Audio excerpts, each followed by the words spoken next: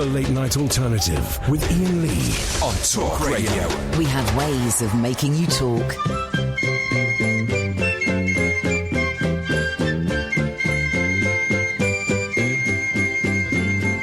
Shirley would gulp down her breakfast, shut the fridge and join the throng. Margaret Beatty snatched the milk and scanned the news and went along. Annie Harris drew the curtains, screwed her eyes up, had a peep, saw the marchers, heard their voices making early morning noises, stumbled back to bed and tried to sleep. Come with us, run with us, we're gonna change the world. You'll be amazed, so full of praise. When we rearrange your world, we're gonna change your world. Shuffling through the cold black morning went the marchers, spirits low, grunting greetings, grimly pressing on to where they had to go. When the sun came up, they brightened, stopped to have their thermos brew. Annie Harris got up gladly, pondered for a little sadly, then got on with what she had to do. So come with us, run with us, we're gonna change the world. You'll be amazed, so full of praise. When we rearrange your world, we're gonna change your world. At their target numbers swollen, up the marchers' banners go, chanting, shouting out with leaflets, protests for everyone to know. Sit in front of all the traffic, Harry busy shopping wives, try to stir their ostrich notions, whip them up to wild emotions, put some fire into their wretched lives. So come with us, run with us, we're gonna change the world. You'll be amazed, so full of praise. When we rearrange your world, we're gonna change your world. Shirley Wood was dragged, still sitting by a policeman from the road. Margaret Beatty had her face slapped by a man she tried to goad. Annie Harris in the office paused in typing, thought of Don, glanced again at his last letter, died for others to live better, brushed away a tear and carried on. Come with us, run with us, we're gonna change the world. You'll be amazed, so full of praise. When we rearrange your world, we're gonna change. Come with us, run with us, we're gonna change the world. You'll be amazed, so full of praise. When we rearrange your world, we're gonna change. So come with us, run with us, we're gonna change the world. Here we go. Come on, you buggers. Come on, there's a video camera pointing at me and we have no idea who put it there or what it's for. What we do know is, it's a huge camera on a tripod, right? And directly opposite me. And I came in and I said to George, is that your camera? What camera is that? I said, that camera there. Oh, I hadn't noticed. It's a massive camera! It's like an old VHS one from the 1980s. He hadn't noticed it. What a strange man. Well done, George Galloway, for surviving the great talk radio cull of 2018. That's it, guys. The out with the chaff, in with more wheats than we could possibly shake a wheaty stick at. There is one person yet to be revealed in the talk radio schedule. More than happy to play the guessing game. I know who it is. Can't tell you if you get it right, but I tell you what, you won't guess it right. But I'm more than happy to play the guessing game. Who's going to be the permanent... What slot is it that we don't know... we know that... But because they're going to unveil someone in April, is that yes. right? What slot is that? That's that is... 1 till 4. Yes. 1 till 4, the 1 till 4 slot. If you want to play a guessing game, who is going to be getting the 1 till 4 slot, then please do. The 4 till 7 slot is Eamon Holmes' OBE. What? Oh, yes. Eamon Holmes. OBE. The sad news is... Well, the good news is we're carrying on this show. We're here for another 2 years. Bishy bashy boshy. Well... I am. The sad news is that there's going to be a show after us now. Paul Ross is now doing 1 till, I think, 5 at night, which means there will be no more lock-ins. No more lock-ins happening, guys. What can I tell you? Deal with it. Deal with it. Deal with it. You know, we might... Well, it doesn't necessarily mean no more lock-ins. Because in my head, I can see us still carrying on a bit longer, maybe simulcasting with Ross, or sometimes I can also see me bunking off early and him doing the last half hour of my show. So I think this could be a very, very nice, you scratch on my back, I scratch at your back. Is the air conditioning on? Because I'm going to be honest, it's boiling in here. And with this, there's a light in here as well, which is causing all kinds of heating issues with the old body. We're going to have Periscope in a bit, but I've got to charge my phone up because my phone is uncharged. Busy show tonight, guys. Busy show tonight. But one of the great joys today has been hearing on Radio 4 throughout the day, including the 1 o'clock news bulletin, the word shitholes. Said in the most serious... And President Trump today was accused of calling Haiti a shithole. Brilliant. I loved it. And they kept doing it. So tonight, 0344 499 1000. I've never been to Haiti. If you've been to Haiti or any of the other places that he's referred to as that, then please let us know. Is he right or is he wrong? But also, let's hear what shitholes have you been to? 0344 499 1000. I'm going to say it, Luton. So I worked there for 3 years. And we're going back next weekend. Oh, we are, aren't we? No, not Luton. We are. We're doing a show there next... next well, we were. A sold-out show next weekend in Luton. Who'd have thunk it, guys? We're going to be there. It's sold out, so you can come, but you won't get in unless you've got a ticket. If you've got a ticket, obviously, you know, it would make sense for you to come. So 0344 499 1000, please. Places that you have been to that are SH1T holes, okay? So I'd like to get those, if at all possible. I watched a film today, and it's a good film. It's a really good film called I, Tonya, right? And it's about the ice skater from the 80s and 90s who was... Well, I thought... She attacked another ice skater. She didn't. Someone else did. Someone went and smacked this woman's knee in. A really horrific story, a terrible story of abuse. Tonya, I can't remember, I don't know what her Tonya Harding. That's it. Tonya Harding was beaten by her mother. Trailer trash, I believe, is what we would call. Was what unkind people would call her. Poor family, beaten by her mother, then beaten by her husband. Looked down upon because she was poor, was the ice skating fraternity, treated her badly because she was poor and she would go on and skate and everyone else would be in glamorous costumes and she would be in tatty homemade stuff. Really horrific story. She didn't go to prison for it. Instead, she was banned. Spoiler alert, guys, but she was banned from skating for the rest of her life. The other three gentlemen involved, went to prison for it. So really, really horrific story, okay? And the scene where the other woman gets attacked is horrendous. Which made it all the more confusing that they'd done it as a comedy. They'd done it as a broad comedy, proper laugh out loud.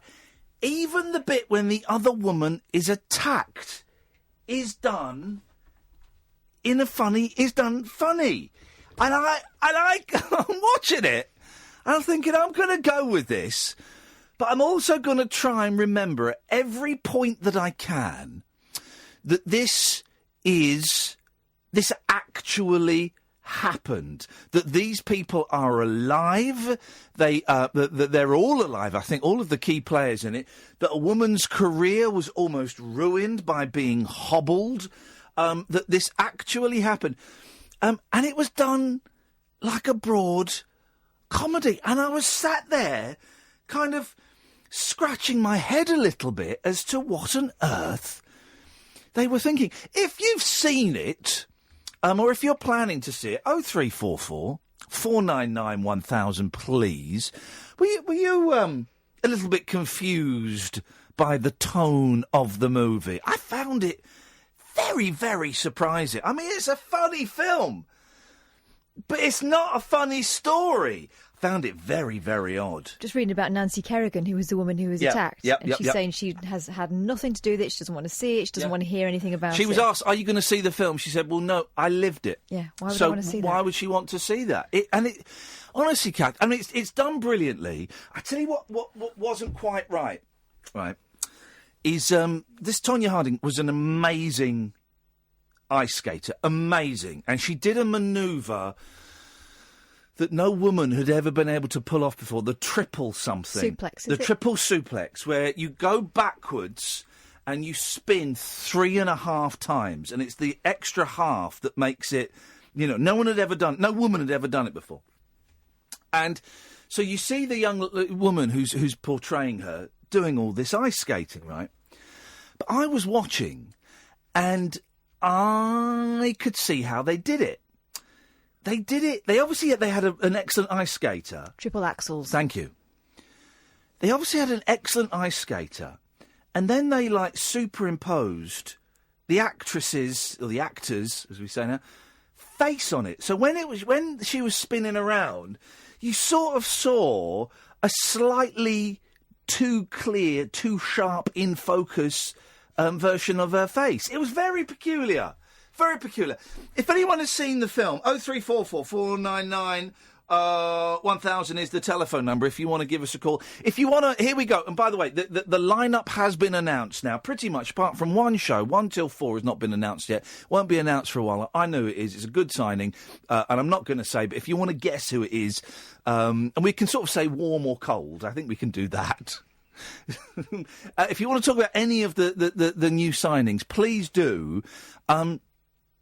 And, people have left, and it's always sad when people leave, but they will pop up on different slots on this station, and they'll pop up on different stations, I promise you that, OK? And with the world of Twitter and Facebook and all of these things, you can follow, but, I saw John Holmes tweeting today, and I think John is brilliant, and John will be all right, because he's classy, and he's bright, and he's funny, and he'll be all right. I think it's sad he's leaving the station.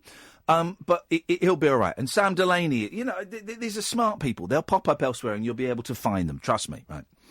But I do genuinely think that the station is about to take off in ways we can only dream of, right?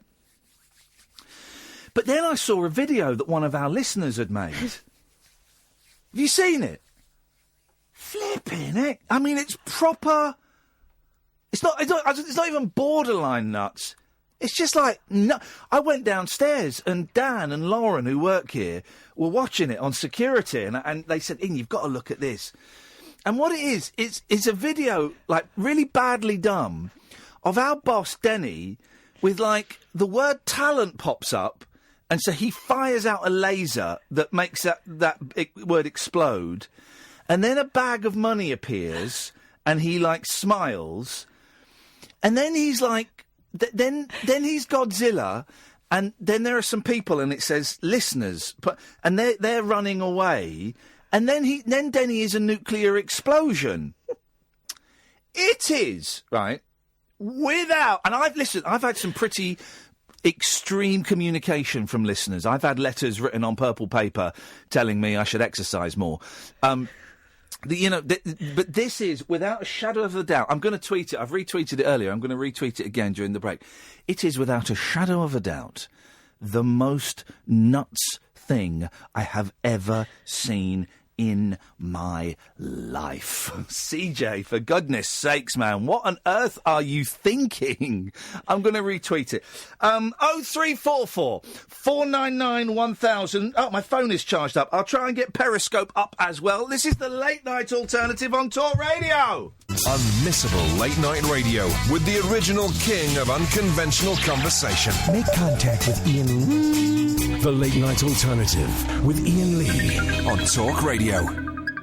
0344 499 1000 is the telephone number. Names are coming in thick and fast as to who is going to be the permanent slot between 1 and 4 in the afternoon. Duncan Barks? No. Steve Allen? Warm. Who?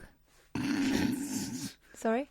John Gaunt. No, he's too busy curing blindness with bullshit. 0344 499 1000. Good evening, Jack. Hello. Hello, Jack. Hello. Yes? How are you? I'm all right, thank you, Jack. How are you? Here's the thing with you, Jack. I can't work out if you're a very, very old man or a young child that's stolen his mummy's phone. I just don't know. Well, I might have stolen the phone. You've stolen mummy's phone, haven't you? Well, I just wanted the phone to say I liked you and I'm a celebrity. Hey, nice one, man. Thank you. And I really wanted you to win. Coming third for me was victory enough, Jack. What was your favourite bit on I'm a Celebrity?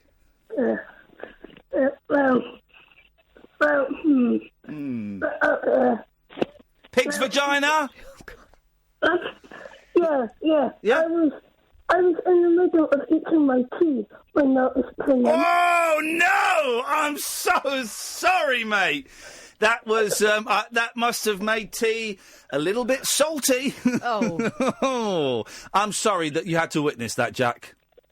It was actually funny. It was hilarious. It's my kids, it's my 5-year-old's, he's going to be 6 in a week. My 5-year-old's favourite part of the show was me eating that. Dirty boy. Jack, what have you got planned for this weekend? Well, I'm going to be lying in the bed. I'm going to be listening to you. Beautiful. Yeah, I'm going to be listening to you on YouTube. That's what... Well, Jack, you carry on doing that, fella. Thanks for calling. All right, bye. Ta-ta. 0344 499 1000 is the telephone number. Let's go to Alan Caddick. Good evening, Alan. Evening, Mark. Evening, Kath. Yep. First of all, congratulations on staying at 10 till 1. Thank you very much indeed. And we've got another 2 years in my diary. It's exciting times for the station. Let me tell you this, Alan. We're going to get some advertising. People are going to know about us at last. And with Miss Hardy Muir at breakfast? Yeah, exactly. Well, with her at breakfast, there's even less chance of me hearing her, even by accident, because I'll still be asleep. And also, I've got a theory on the 1 till 4 slot. Go on then, Alan. I bet it's wrong, but go on. Tommy Boyd. Incorrect answer. Well, because he's done well covering for you while he was in Australia. No, it's an incorrect answer. I can tell you completely, it is not Tommy Boyd. Oh, that's my theory out the window. Yeah, that theory has gone right out of the window. Hey, have you ever thrown anything in anger out of an open window? I have. I once threw a girlfriend's birthday presents out of the window. Yeah, yes. What was it? It was some fun birthday presents. There was a Darius calendar and stuff like that. Well, they had to be thrown out the window. Yeah, but if I'm honest, Alan, I was in the wrong. Well, it's good to admit your mistake. Yeah, well, I'm admitting it 15 years later. I've never thrown anything out the window, but I've threatened... Well, I've held things out of the window in bin bags. Really? What was that, Kath? Yeah, go on. I used to live with a lot of boys when I was at university, and one day they really annoyed me, so I gathered all their stuff together in a bin bag and threatened to throw it out the window. OK, why didn't you? Threats are no good. You should have done it. Action. Well, here we go. 0344. Shut up. 0344 499 1000. What have you thrown out of a window? Here's the twist. What's come in your window? Could be house, could be car. And have you ever climbed in or out of a window to get in or out of a building? I had to once, right? I used to live in a flat, and the old woman who lived in the flat below us, knocked on the door one day and said, I'm really sorry. I've locked myself out. Could you climb in? If you climb up this ladder, could you climb in through the window and get in? I said, yeah, of course I can, right? And I went in. I climbed up the ladder and I went through her bedroom, into her bedroom. And I looked around. It was dark, right? I looked around and I was horrified because everywhere there were dollies. Dollies everywhere in the bedroom, in the house. The bed was covered in dollies. There must have been easily 10,000 dollies in that woman's house. Did one of them look like Chucky? I didn't stay in there long enough to find out, Alan, if I'm completely honest with you. Oh, boy. Well, I've had some stuff thrown out my window. Oh, go on, 'cause I've just remembered another one. Go on, what have you had thrown out of your window? It was my clothes covered in curry. Had you crapped yourself? No, someone had cooked a curry and poured it all over my clothes and then chucked out the window. Well, that was your mum? No, it was someone playing a prank on me. Your brother? No, it wasn't my brother. It was my so-called best mate. Oh, what an absolute bell. You just reminded me of another story, a window story. Go on, it's a window special. 03444 499 1000, please. This is one of my life's low points. Yeah. So don't judge me, but I was young. Yeah. Again, student, different house. Yeah. And I'd been on the sauce all night. Yes. And my bedroom was downstairs in what used to be the old front room in the in this terraced house. Yes. Yeah. And it had one of those, like, you know, those great big low windows, but they start low, but they end up high. A window. Yeah. Essentially. I'm sorry, I'm done. He's dancing at someone. I've got someone on me. Hang on a minute. I've got someone on me Skype. Boys, come and dance with you. Hang on a minute. There's someone dancing on me Skype. Come and dance, guys. Come and have a little dance, boys. Come and dance, boys. There we go. Hey. Yeah, this is what I'm talking about. One. Twin two, come on. Come on, Twin two. Come on, don't be shy. Come on. Listen at the geezer every night before you go to bed. Come on, boys. Come on, boy. This is terrible parenting. Here we go. Oh, catch them in a go. Go on, girl. Yeah, it's in there, girl. For those of you who've got no idea what we're talking about, I've just activated the Skype system. Johnny's called in, and we can have a little look into Johnny's world. There you go. You all right, John? Yeah, mate, you? Yeah, I'm good, thanks, fella. What you got for us? Milton Keynes is got to be the biggest SH1T hole I've ever been to in my life. It's controversial. Tell me why you think Milton Keynes, Johnny. All right, I went up there for an indoor skydiving thing that someone bought me. Yeah. And, there's loads of roundabouts, for one. Yeah, there's a lot of roundabouts. It's supposed to be based on the New York grid system, but New York's a lot funkier than Milton Keynes. And they don't have roundabouts in they there. don't. Horrible. Yeah. It's like there's something... It's just a weird feeling like there's something... Like it might be a test zone for something, you know? Like a sort of like... a more subliminal form of MK Ultra or something like that going on over there. It's like people think there's some sort of cloning system going on there. There seem to be a set of about 7 different common faces. Yeah, he's right. He's right, the common faces. And what is it with the streets have got numbers, like H7? Yeah. And you know why? H and V, horizontal, vertical. Oh, for God's sake! I didn't know that. What is wrong with street names? That's even more sort of equilibrium, isn't it? That's a bit weird.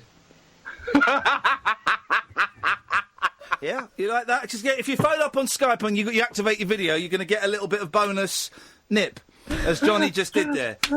Johnny, what have you got planned for this weekend, buddy? Me and the boys, we're going out. What are we doing tomorrow? We're going out for a fight? Ramen. Bit of ramen. Bit of ramen? Oh, ramen. Bit of ramen. Nice. Didn't see that coming, did you? No, a little bit of ramen. There's the other one. Hello, sunshine! All right, geezer! Hey!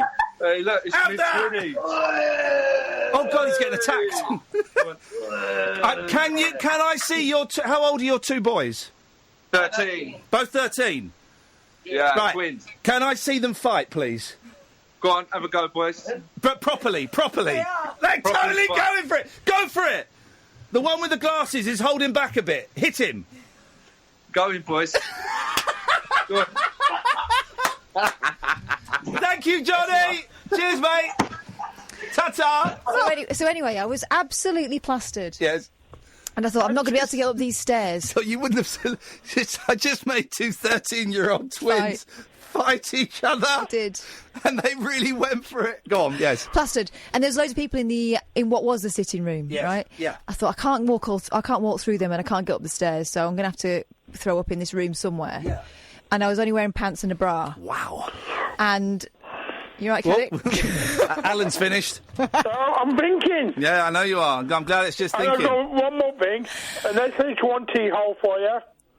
What? Dudley. Okay. So anyway, I thought, right, I can't be sick in my room, that's disgusting. Yes. I'll be sick out the window.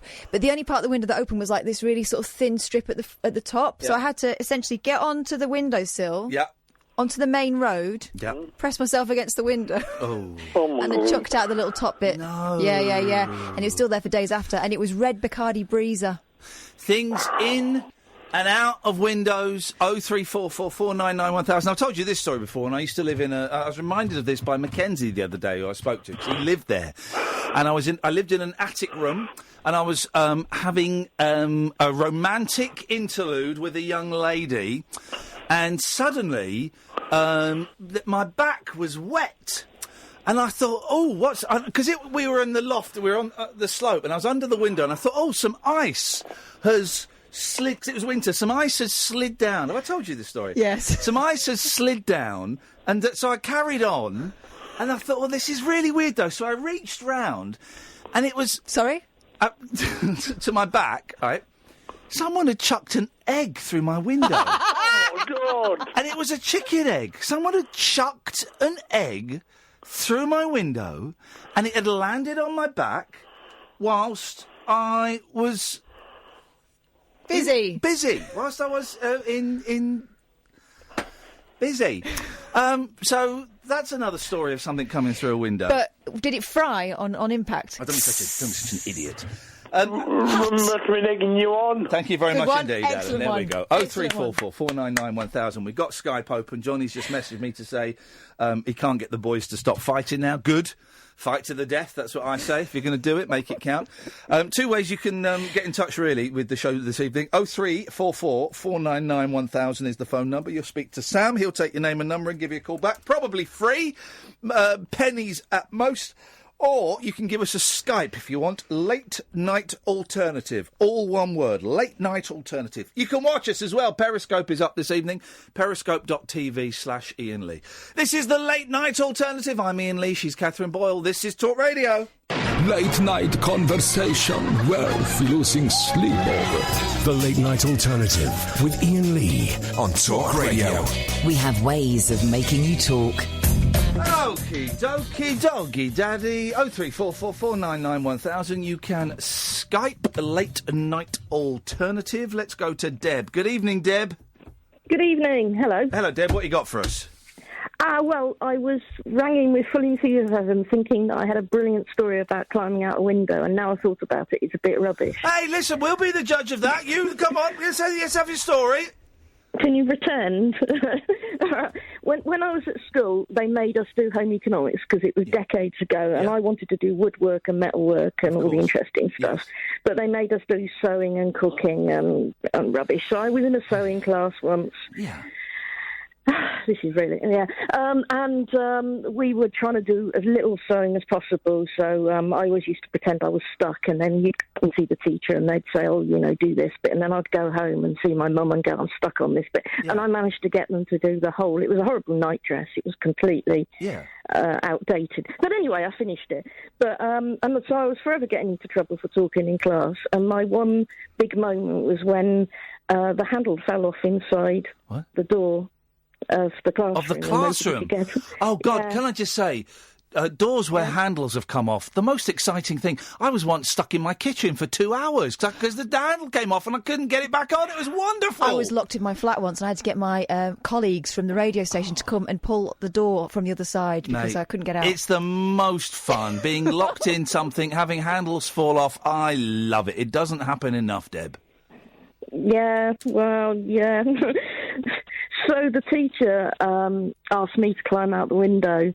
It was very different at school in those days. Wow. And so from being like clearly I was the only one up for the job, and she said, would I climb out the window? So I had to climb out the window in front of all the other classrooms and run around the school. daft enough, I did actually let them all out again. But that was my... Well, my mischievous side would have been tempted to have climbed out and buggered off down the chippy for an hour. I know. Oh, I'm sorry, guys. I forgot to come and get... sorry, I got out and I knew I was supposed to do something and I forgot what it was. I was in enough trouble with the teacher already. I got my own back.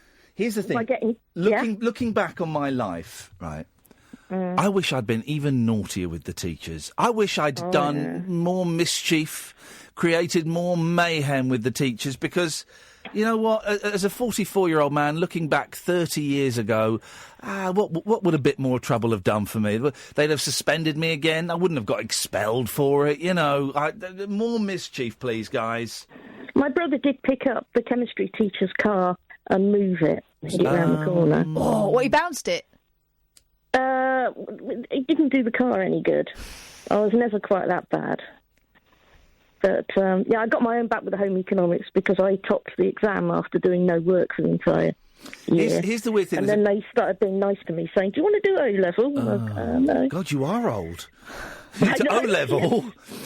Dom, who runs at Iain Lee Quotes on Twitter. This is how weird my life is. That people, he has told me it was the 23rd of June, 2010, that I climbed in through an old lady's window. No, that can't. It was earlier than 2010. No, it wasn't 2010, Dom. That's bullshit. I did climb through an old lady's window as well. Here we go. Come on, this is great, Deb. You're the gift that keeps on giving. Go on.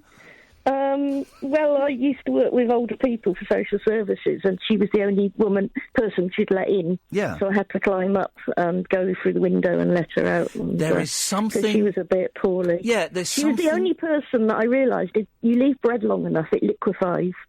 Oh, my God. So how long are you leaving it for? She had quite an interesting house. Wowzers. Goodness knows. And yoghurt explodes. Oh, yeah. I know that. My favourite kitchen trick, of course, is a cup of water. You put a light bulb in. You put it in the microwave. Lights up. Yeah, lights up. I mean, I wouldn't do it for too long, because I suspect it then blows up. But you just want the tip of the light bulb, the metal bit, just touching the water. Put it in the microwave. Lights up. I have no idea how or why. That's not science. That's magic. That's actual magic. That's because water conducts. Well, you try it tonight, and then you tell me. No, I've got low energy light bulbs, and they frighten me. Everybody, I want you to put a light bulb in a cup of water, put it in your microwave. Low energy ones, that was a bit scary. See what happens. It's spoiler alert, guys. If you're watching Big Brother, I'm going to tell you who's out, because some of you may be watching this and taping it. India is out of Big Brother. Things are going to start getting boring. Yeah, that's the thing. They always with these programmes, this programme, is they always boot the interesting people out first, Deb. It's not fair. Yeah, not like I'm a Celebrity, where they leave. They kept the most interesting people in. That's why I rephrased it slightly. It's lovely to hear you so happy and all the good news about your show. Yes. I'm really enjoying listening to it. I phoned in a couple of weeks ago when I was feeling a bit crap. So, so it's lovely to talk to you again. It's nice to talk to you, Deb. We're going to have a good one. We've got another 2 years of this rubbish. I may have to, kick it into shape a little bit. To do. Yeah, good. Nice to speak to you, Deb. Lee Quotes. All right. Have a lovely weekend. Ta-ta. 0344 499 1000 is the phone number. If you've ever... It's a window special. We're talking about windows, and that's fine. I love it. Everyone loves a window. If you've ever...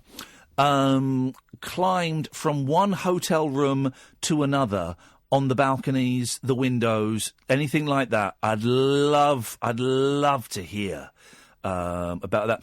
When I was in Australia, there was a thing called schoolies. What they do in Australia, right, is they have two endings to words, okay?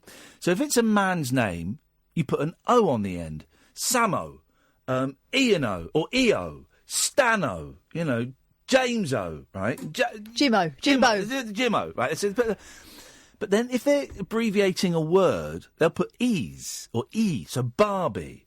I can't think of any others. But then they have this thing called schoolies. And schoolies is when school breaks up for the summer and all of the pupils go to Surfers Paradise and get trashed. And there's about about 30,000 16, 17-year-old kids rock up. So there are schoolies, but then there are toolies, right? And toolies are older men that try and hit on the schoolies. Oh, God, really? Yeah. But what was funny was the schoolies, I mean, they're not supposed to drink, but, they're getting drunk. And so many of them, you would see them just, like, hanging out of, like 15th-floor windows. And there was a picture in the paper. I didn't see it. There was a picture in the paper of someone literally just suspended over the edge on, like, the 15th floor of a hotel. Bloody Australian nut jobs. Schoolies and toolies. So if you've ever... Climbing out of windows, climbing in windows, but breaking windows... It's a window special tonight. Tonight's show is sponsored by Windows. 0344 499 1000 is the phone number. This is the Late Night Alternative on Talk Radio. Jacked up jive talk for janitors, jazz cats and gin-soaked boys and girls. Jackamondo. If you're awake, you're welcome. I've got 5 cactus needles stuck in my... The Late Night Alternative with Iain Lee on Talk Radio. Now, far be it from us to in any way encourage you to do dangerous stuff, but can someone do something very dangerous for me and film it? Because I've been sent a tweet that takes the light bulb in the microwave to the next level. But this is really, really dangerous, okay? So if you do it, I'd like it to either be a grown, responsible adult or a drunk person or a very, very naughty child whose parents are asleep. No, because you know where our kids listening. So, don't do this. This is from Steve. It says microwave oven.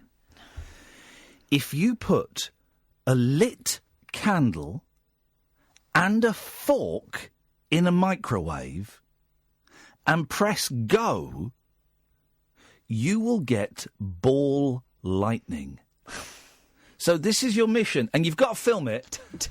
Don't, because it'll explode. Okay. You can't put metal in the microwave. Well, I've just told people to put a light bulb in. That's glass and metal. Of course you can put metal in a microwave. Goes zzz, zzz, yeah. Zzz. Okay.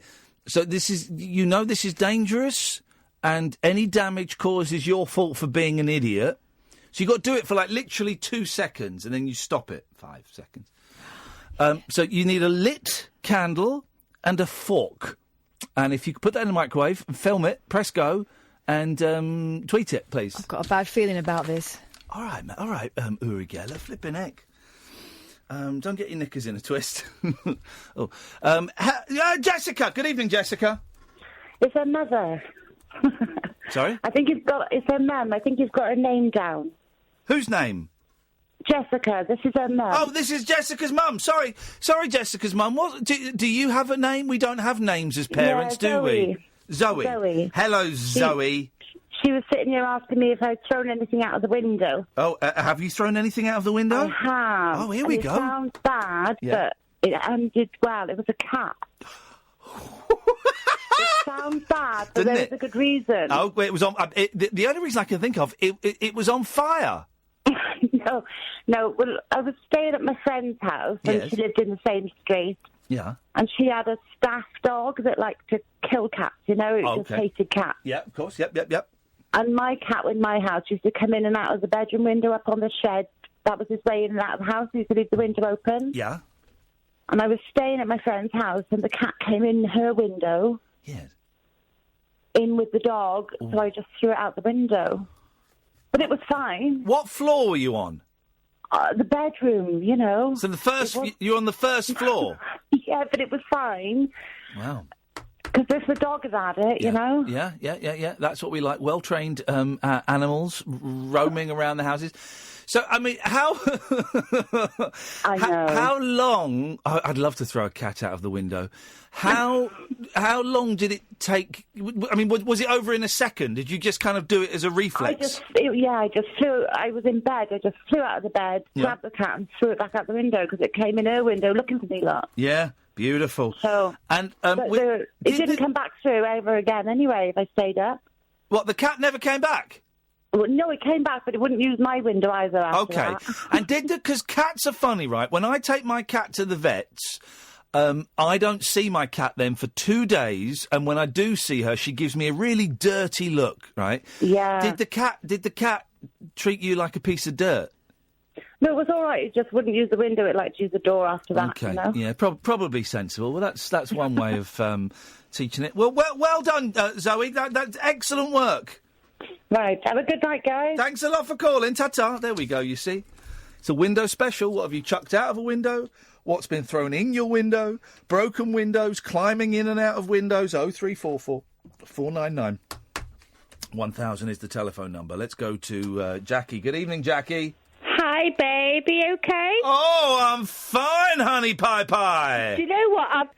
I've just totally lost the plot now on what I was phoning you about. Oh, well, let's just talk, sweet lips, and see what happens. Yeah, I'm glad we're on Perry. Yeah, we got the Perry is up and running. Yeah. I'm looking hot. I've got a nice new shirt that I bought in Marks and Spencer's 2 days ago. Yeah, I'm on that now. Yeah, I'm on it now. You can be on it. Oh, you know what? Don't chuck cats out the windows. I've got 5 cats. No. Can I chuck Kath out of the window? No. Okay, don't chuck No, cats or not cats. even cats. Don't chuck cats out of the window. No. I would never chuck a cat or a cat out of the window unless I thought Kath was going to get eaten by a staffy. No. My daughter's got 2 staffies and they're beautiful. Yes. They're absolutely gorgeous. Oh, do you know what, Ian? I just totally lost the plot now because I was phoning up for something else. But now I'm listening to the show. Yes. I've lost the plot. Oh, okay. I don't know what to talk about. Well, did you have a reason for calling in? And maybe we can work backwards and try and work out what that reason was. No. Oh.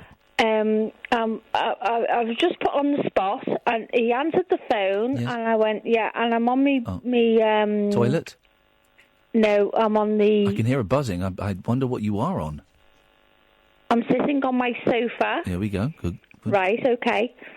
Clothed? Don't go there, Ian. No. Don't go there. I'm not going there. I'm imagining it, but I'm not going there. No, it was just, do you know what? I admire you so much. I'm so glad you're on Perry tonight. I'm admirable, yes. Because we've missed you. Yes. And I've been watching, and I can't get back on it now. Oh. Well, maybe you were too vulgar on there. No, it blocked. Never. Because Periscope, they've got quite a low filter for bad language. So if someone says something rude, they can get booted off for it. And then I get an email saying, "Oh, all I was doing was saying pussy, and I got booted off." And it's like, I didn't do it, and I can't get you back on, I'm afraid. So I don't know. No, I'm never rude. Never rude. Okay. But I followed you on the jungle. Yes. We did this, that, and the other. But you know, it's. I just wanted to speak to you and say hi. Yes. Well, that's fantastic news. Hi to you, Jackie. And I'm glad we're back on Perry because we've missed you for the last week. Well. Yep, we're back and we are a rocking and a rolling. Jackie, we're talking about SH1T shitholes, because of President Trump. Now, some people rather cruelly suggest that Liverpool is an SH1T hole. I wouldn't. I love Liverpool, and I've only been there a couple of times, and I want to go back there and spend like a full sort of weekend or a few days there. How do you feel when people call Liverpool an SH1T hole? Okay, let me put something straight. Yes. I don't come from Liverpool. Oh. I'm from the Wirral. Oh. She's a woolly back. Right. I'm not a woolly back, Kathy. I'm not a woolly back. I get really upset. I went to work in Butlins one year, and because of my accent, they went, "Oh, you're a Scouser." And I said, "No, I'm not a Scouser. I'm from the Wirral, the posh side of the Mersey." Oh. Right, we're known as the posh side. We're known as woolly backs. My boyfriend is from Liverpool. Yes. I love Liverpool. Yes. Okay? Yeah, okay. But I'm not a Scouser. No, okay. I sound like a Scouser, but I'm not. You're posher than a Scouser. Yeah. Well, we say that we're from the posh side. Everyone says you're a woolly back. Yes, okay. The Wirral is a lovely place. Okay. Okay, we're a peninsula. We're surrounded by a peninsula. Come on now. Peninsula. A peninsula. We are the Wirral Peninsula. Okay. Have you had a few Lambrinis tonight? No. Totally sober. Well done. Totally okay. sober. Yep. Good work. No. Excellent. We are the Wirral Peninsula. We are surrounded by the Mersey. Yes, the Mersey. Yeah. The Irish Sea. Yes. And the Dee Estuary. Well, it sounds like you're living the life of Riley there, Jackie, and I wish you every success. What you got planned this weekend, Jackie? Not a lot. I'm going to see my daughter tomorrow and spend a few days with my granddaughter. Wonderful. And she's called Boo. Boo, what a fantastic name. She is a beautiful little girl. How old is Boo? Boo is 6, nearly 7. Oh, magical age. Yeah. Go and spoil her, Granny. Oh, I do. Good. I do, Ian. Nice one. Okay. All right, Jackie, take care, my love. Okay, I'm going to listen to the show and be good and keep on with the Perry because we miss you on Perry. Thank you. Tatty bye. 0344 499 1000. I think she missed you on Perry. Well, but she didn't miss me on the peninsula. The peninsula. I'm not a woolly back. They call us woolly backs. Our region's funny. Yeah. 0344 Steve says. Steve told us about the ball lightning with the candle and the fork. He's just tweeted. I should have mentioned it might also blow your microwave oven up. Okay, yes. No, we know that. We know that. That's fine. No one has done it yet and has tweeted it. Then Stacey said, "I just love how you look at Ian, Kath, like he's from another planet, especially when he chats the callers up with his flirty banter." I don't know what she means. Dickhead. Evening, Kat. Good evening. Good evening, Kat. What have you got for us on this fine Friday? I've got a couple of things. Okay, beautiful. Go on. So first of all, throwing things out of the window. Yes. When I was pregnant, because you're always angry and hungry. Yeah. Came home, upstairs as a complete tip. Yeah. And I threw out all of Daniel's clothes through the window in a massive rage. Oh, yeah. Came downstairs, felt great. But hang on, what prompted that though? That's a big because they're all over the floor. Right, they're all over the mess. Asking for it. So instead of saying to someone, "Can you tidy these up?" or throwing them in a black bag, you threw. So the front garden was then covered in clothes. No, the back garden. Oh, so it's slightly classier. Okay. I bet it felt good though, didn't it? It did. Yeah. It did. It saved the crockery, so that was better. Yeah. Very satisfying. Good. And then I climbed through a window. Yeah. Not pregnant. When I was about 15, I'd stopped out too late. Mum had locked the door, and you're frightened to death to get back in the house or to knock the door. Yeah. So I had to creep through our downstairs bathroom window. Oh, yeah, this is good. The lid was open at the time. Oh, no. Yeah, so I was, a little bit drunk. And I sort of hoisted myself up, and it was one of those windows that doesn't open like a normal one. It's one of those sort of, you pull from the bottom to open it up. Yeah. Went feet first because I didn't check, put my head through step. I got my ankle wedged in the toilet, and I fractured my ankle. Ladies and gentlemen, Kat, that's call of the night so far. Well done. And to go to A&E, and I was like, if you tell them, Mum, I will stab you. Oh, Kat, listen, I've got to go to the news. That was brilliant. Thank you very, very much. 0344 499 1000. It's a Windows special tonight on Talk Radio. The Late Night Alternative with Iain Lee on Talk Radio. We have ways of making you talk. Every man has his techniques, and they're all different.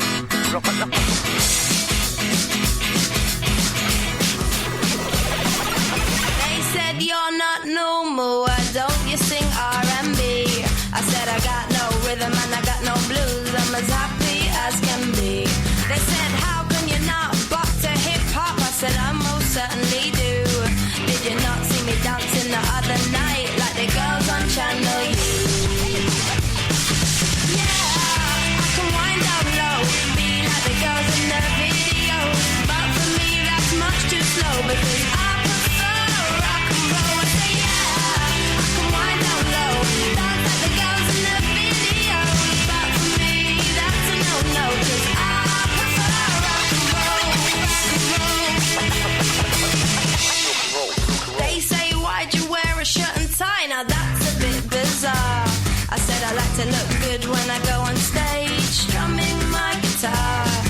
I like to sing my songs about real life things like good times and romance, and I prefer to do it in my skinny jeans and minuscule hot pants. Every man has a technique. Cause this baby got no back. And they're all different. Yeah, I can wind down low, be like the girls in the videos, but for me that's much too slow because I prefer rock and roll. I say yeah, I can wind down low, dance like the girls in the videos, but for me that's a no-no because I prefer rock and roll, rock and roll.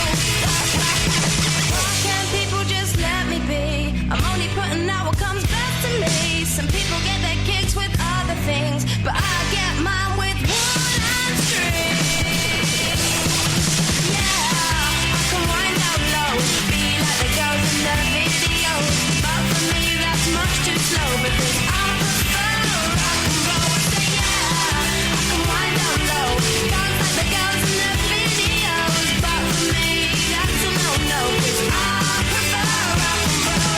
Yeah, I can wind down low, be like the girls in the videos, but for me that's much too slow because I prefer rock and roll. I say yeah, I can wind down low, dance like the girls in the videos, but for me that's a no-no because I prefer rock and roll. Next week, we're calling it Jimmy Webb Wednesday. Why? Because we've got Jimmy Webb on the show. Which day? Wednesday. Oh. And we're calling it Sparks Tuesday because we, fingers crossed, we got Russell Mail from Sparks on the show on Tuesday. 10:30, we got to phone him up. I've got his phone number. Exciting days. And the confusion over Mike Love blocking me on Twitter, he now follows me on Twitter. Ladies and gentlemen, there are good things, there are good vibrations happening in this world. 0344 499 1000 is the phone number. You can Skype a late night alternative, all one word. This is the late night alternative with me, Iain Lee. Her, Catherine Boyle. You can follow us on Twitter. I am at Iain Lee. She is at Flippin' Kath, no G in Flippin', and it's Kath with a K. And if you want to come and see the live shows that we're doing, well, they're almost all sold out now. Luton's sold out, Dublin is sold out, Belfast I think is sold out. There might be a couple of tickets for Belfast. If you email the venue, they might put us in a bigger room. I don't know what's happening there. The only one I think there are tickets still available for is Bath in February. But not big in Bath by the looks of things. No. But there's not many left. Actually, it's a really nice theatre. I did a show there a couple of years ago. Really nice. It's a proper theatre. Beautiful place. So we're doing that, and the show that we do is it's called The Rabbit Hole, and you can download it as a podcast on iTunes or Acast or your usual podcast providers. And it's a phone-in show, a little bit like this, but we do it in front of a live audience, and people can we stream it on Periscope, so people can join in and chip in whenever they want to, and it's silly and stupid and dumb.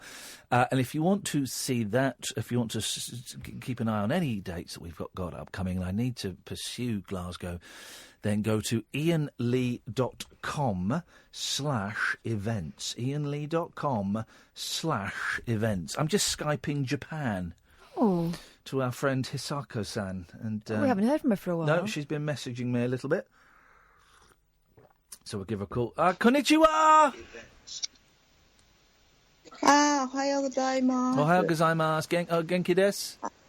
元気ですよ。明けましておめでとうございます。Happy New Year. Happy New Year. Happy New Year. Very, very much. How is... We haven't spoken to you for ages, Hisako. How is Japan? That's a sunny day today. because it's bloody. My boss is worried about snowing, but no snow. No today. snow. Because it is freezing here. Did you notice, Kath, when we came in? It's freezing. really, really cold, wasn't it? Bitter. Yes. Cold. Absolutely Cold. bitter out, yes. Yeah. But then it's winter, so it should be cold. You know, I like the cold. That's right. You like cold? I do like the cold because you just put a scarf on or a hat on or a thick coat. Oh, okay. I don't like the heat so much because there's only so much you can take off, Hisako. Oh, okay. Yeah. I know. You know. So what's going on in your life at the moment? Oh, it's okay. Yeah? It's okay. Boring? Exciting? So. So. Yeah. I could do with a bit of boring. I'd like my life to go a little bit boring for a while. My life's gone a little bit haywire recently. I want it. I wouldn't mind some boredom, Hisako. Oh. I want to be bored. I want to sit back and read a book. I've got my Partridge Family book, my Jim Jones book, my Rolling Stone book I want to read, and there's just so much going on. I saw the Sally Hawkins on the Late Late Show last week. You saw who on the Late Late Show? Yeah, that's what's nice, you know. It's funny things she did. Oh, is this Sally? What's her name? Sally Hawkins. Sally Hawkins. You remember? No. The mum from Paddington. Oh, because you love Sally Hawkins, don't you? The mum from Paddington. That's right.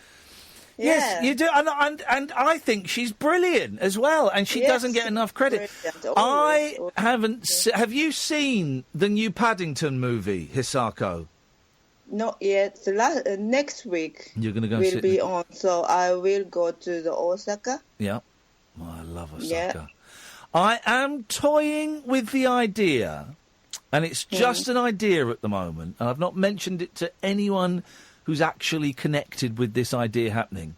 I am toying with the idea, Hisako, of bringing my 2 boys to Japan this year. Oh? Yeah. Yeah, I'm kind of thinking... Are you coming? Well, I don't know. I just know that I want to come back to Japan, and I know my kids would love it. And we've talked about it a lot, and they keep saying, when can we go to Japan? And I'm just wondering if this year, with them being 8 and 6 years old, that maybe that would be a good age to bring them to Japan. It's not definite, and I've not spoken to anyone in the family, but it's an idea that's going around in my head. Mm-hmm. So I might do that. If it's not this year, then it'll be next year. But I'd like to get to Japan. It's one of my favourite bands' 30th anniversaries over there. Oh, and I'm tempted. That's good. Yeah, so I might come to Japan, even if I don't bring those losers. Oh, that's good. Great. Catherine, are you coming? I'm not invited, apparently. Well, no, of course you're not. You're not family. Well, good. Well, you're doing well good. Well, good. No. It'd be weird if I was family. It'd be weird if I took the kids and you trailed along for... No. Oh, sorry, Hisako. No. Just the cool guys. Just the cool guys. Just the B team. So we'll see. I don't know. As I say it out loud, maybe I'm thinking it's a little bit silly. I'm not totally... Not totally sure. We'll see. When are you coming over to England? I have no money. You should do a crowdfund. Kickstarter. It's not popular in Japan. Oh, is it not? No. Because Japanese people are also poor now. So they are hard to saving money. So yeah. Yeah. Oh well. Well, I'd give you £10 to come to England. I've been giving money to lots of GoFundMes for the last couple of days for kids that are ill, and there's a musician, Tim Smith from Cardiacs, who's very poorly, and he needs some money. So I bunged a few quid there, and I don't know. You've been New Zealand as well. I've been to New Zealand in the last 4 or 5 weeks. There. Yeah? I've been there. Did you know that? I did. I saw you there. Yeah. No, I didn't see you there. No, it's good. It's good, New Zealand. I like it a lot. I love there because the food, people is perfect. Yeah. Sincerely, is perfect. I've been almost there. Yeah. I don't need to go there anymore because my sister's moving back over here. Oh. So. All right. I never need to go to New Zealand ever again. All right. All right. All right, okay, Hisako, nice to talk to you. Yeah. Tutty, bye. Thank you very much. Thank you very much indeed. I like Hisako a lot, but I think this is the right piece of music. I'm trying to find it, but it's written in kanji, so I'm not totally sure. Yes, it is. Here we go. Oi!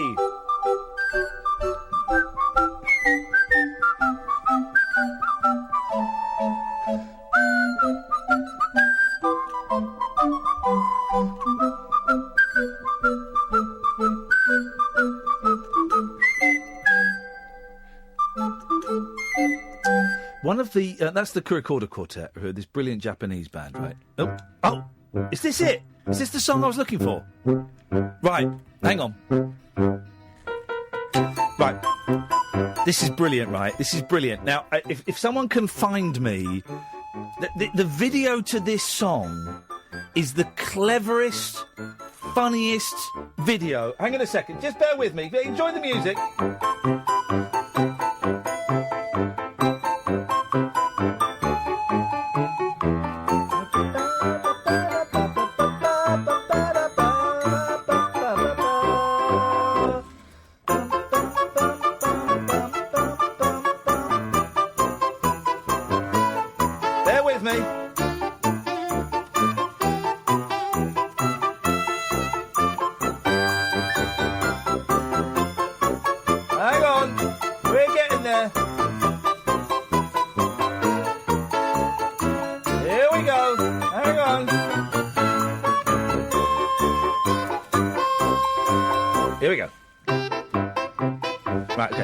This is one of the greatest pieces of music. I'm now going to tweet to you guys the video for this song, right?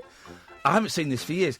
I think it's absolutely genius, and I give everyone permission to... there it goes. I give everyone permission to stop listening to this show for a few minutes and go and watch that video. How's about them apples? 0344 499 1000. This is the Late Night Alternative with me and Lee on Talk Radio.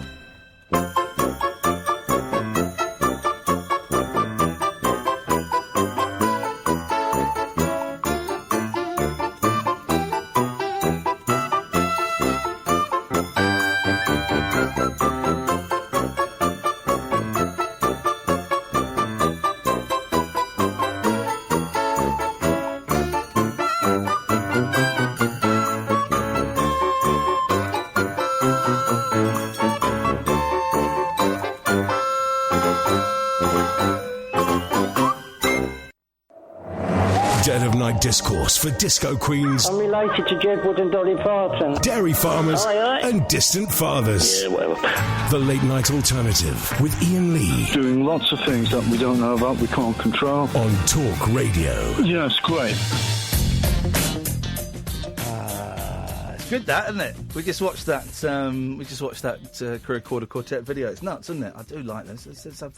Let's have the album playing in the background. I do like a bit of Kurikorda Quartet. 0344 499 1000. This is the Late Night Alternative on Talk Radio. You can listen to Talk Radio on DAB.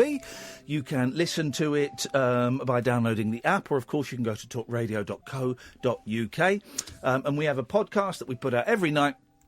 And you can go and get those at your usual podcast provider places. Let's go to Neil. Good evening, Neil. Good evening, Ian. How's it going? It's going very well, Neil, although I'm quite sweaty, it has to be said. Why is that? It's cold. No, I've drank a lot of coffee today.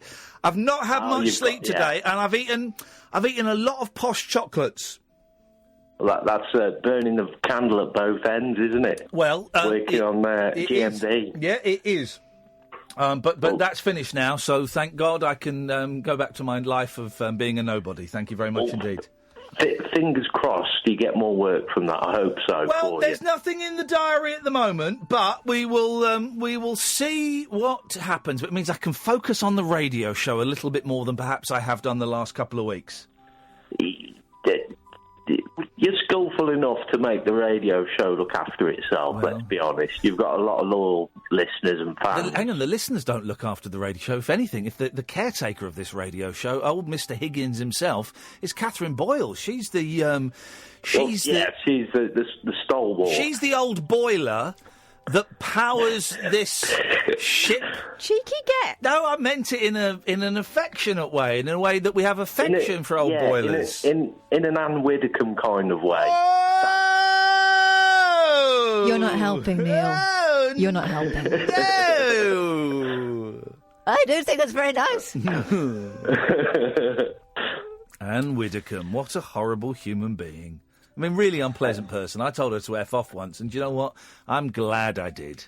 And what was her response to you? Oh, that's charming, that is, something like that. But then did she F off? No, I mean, fair play. It was rude and it was childish, but she really annoyed me. Her and this horrible woman were arguing that we don't really need... that if we removed food banks... that people don't really need food banks, and that the only reason that they get used is because they are there. And if we didn't have food banks, then people would still be okay. And I just went, oh, F off. No, you don't. That's someone that doesn't really understand what it's like to live and try and survive on a minimum wage. Exactly. You know? And I've spoken to people doing phone-in shows that have had to use food banks because they've got no food to feed their kids, and it's humiliating and it's horrendous, and they are, it's at their lowest ebb. And to have some two smug arseholes saying, "Oh, of course, the only reason people use them is because they're there." No. They use them because they've got no food and they can't feed their kids. That's why. Exactly. It's some people are in the unfortunate situation of having to decide, what do I do? Put the heating on. Yeah. Or put food in my kids' bellies. But get this right. There are some people, Neil, who can't afford the new FIFA 18. They can't even afford FIFA 17. They have to buy FIFA 16. Poor buggers. It's awful. It's an awful world we live in, and we've got to do something about it. Well, indeed.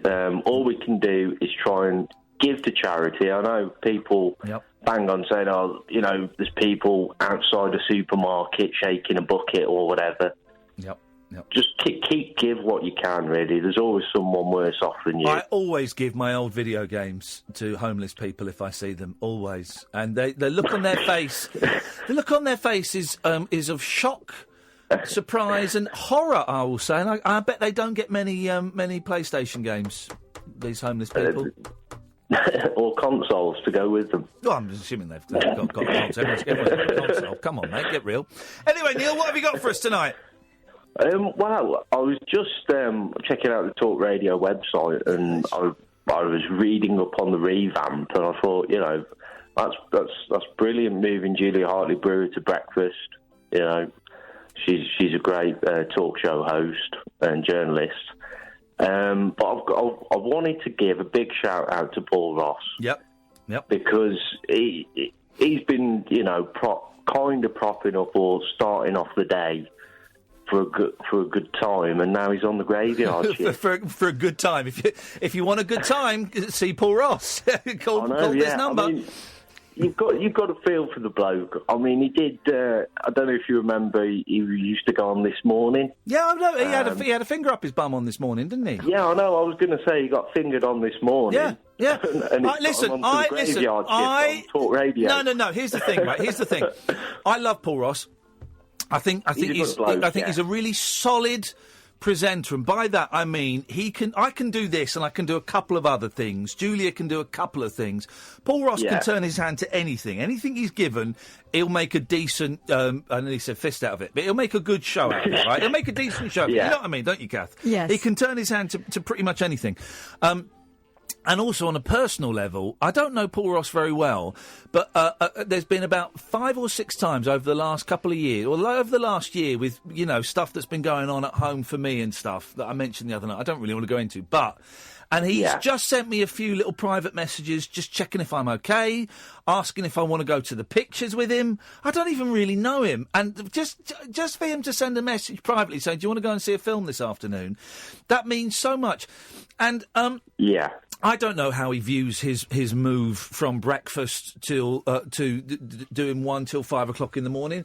But I was saying about 4 or 5 months ago, part of me fancies a crack at 1 till 5 o'clock in the morning because, and I know it's called the graveyard shift and all of that. Forget that nonsense, right? I don't think there's any such thing as a bad slot on a national radio station. Honestly, I do not think there is a bad slot on a national radio station. It's what you do with that slot while you're there. Yeah. And between 1 and 5 on the radio, it's pretty dead. I listened to a bit of Dotton on BBC London, but that's it. Oh, last night I was flicking around for something to listen to on the radio as I drove home. Yeah. And it was all Brexit and blah. I just thought, oh, please. Yeah, it's just too much now, isn't it? It really is. Yeah. I mean, it was all Brexit 2017 and it's continuing into Brexit, 2018. Brexit and Trump.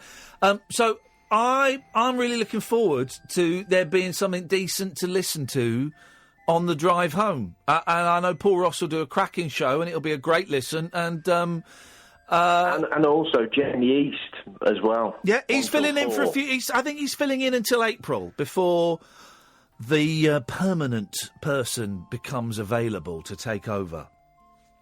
Becomes available, so you know who that person is. Oh, I know exactly who it is. I know exactly. Any clues?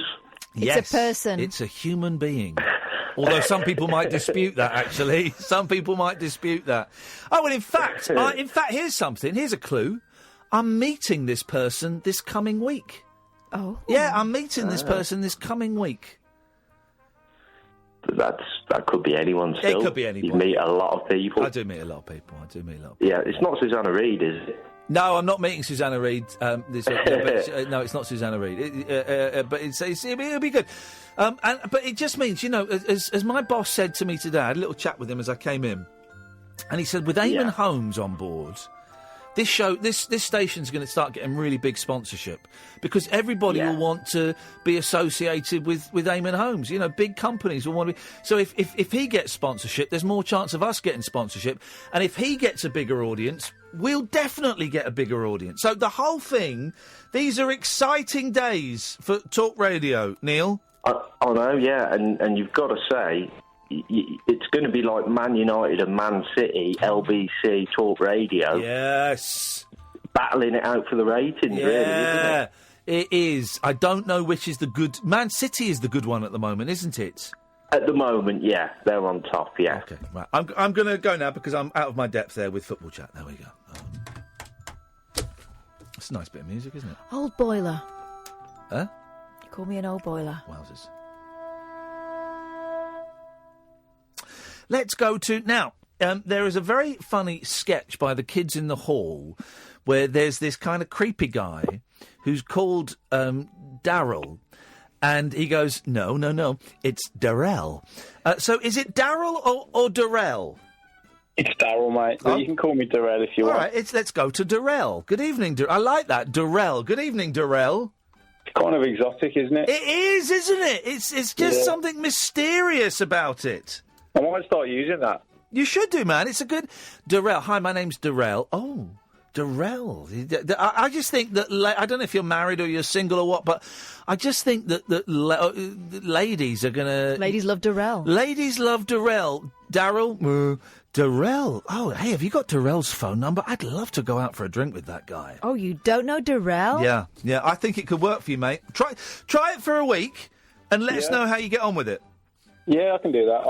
I'm a skinny, tall, white guy, though, so I don't know whether it'll... No, I'm a skinny, tall, white guy. And I know that when I was called Darrell for a week, I was beating them off with a stick. Not literally. I've never beaten any woman with a stick. No, not me. No. Not me. No. What you got for us, Darrell? I saw you the other morning on... Was it Good Morning Britain? Correct, sir. Yes, it was. And you win £5. Thanks. PayPal me that. Yep, not a problem. I'll do it now. I thought that that it was really admirable of what you said about the fact that you suffer with depression, and it's something that's come into my life in the last year or so, and it's one of those things that it always helps to see that in such a broad audience. Did I mention that on Good Morning Britain? Yeah, I think it was brought up. I think you said that the fact you did I'm a Celebrity this year was something that you'd done because you felt strong enough to do so. Oh, yeah, okay, yeah. Do you know what? Here's the thing, because I would get 3 hours, if I was lucky, I would get 3 hours sleep before going to Good Morning Britain. And I honestly, I've got very little idea of what I said at any point in the last 2 weeks. I haven't got a clue. I know that Chevy Chase walked past me twice today. Oh. Really? Chevy Chase?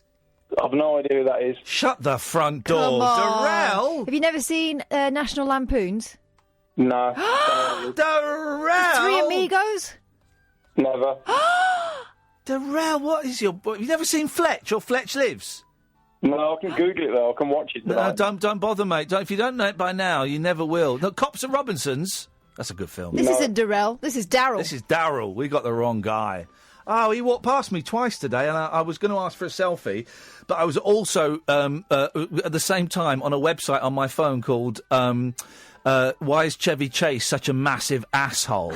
So I decided not to. But he's doing like a show. I think he's doing it tomorrow in London, but I'd like to go, but I can't be bothered. That's a lot of shows these days. I look at it and go, I'd like to go. I can't be bothered. That's kind of how my life works. Do you drink it? Do I drink? Yeah. No. Have you ever drank? Yes.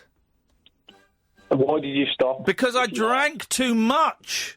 Yeah, I think I'm getting to that stage in my life at the moment. What makes you think that, man? I think I'm drinking to escape. Yeah. And I think it's getting to a point now where that's the only reason I am. So I've completely removed that from my daily life, which is good. Yeah, that's good. Do you take drugs? No, I used to. Yeah, it was more drugs for me than it was drinking, really. Okay, yeah. Well, I think they go hand in hand, don't they? Yeah. Yeah, and I must admit, I haven't had a drink or a drug for 13 years, and then I fell off the wagon at the weekend and it was quite scary how quickly I got sucked back into the madness. So I'm trying to sort that out. Yeah, it happens, man. It happens. Yeah. And you make that little snap decision, and then all of a sudden it's like, how did I get here? All of a sudden, you are surrounded in insanity and covered in shit. Not literally, but almost literally. It wasn't it quite feels that good bad. at the time, though. That's the thing. That's what we do, I guess. It feels good at the time, I guess. Well, yeah, kinda, but not. But I need to get focused. But the drinking doesn't. If you feel you're drinking too much, then knock it on the head for a bit. Yeah, that's what I'm doing, man. That's what I'm doing. Good. The problem is, I think in modern society, especially in Britain, it facilitates so much socially that it's kind of difficult to do. Yeah, that. Yeah, but no.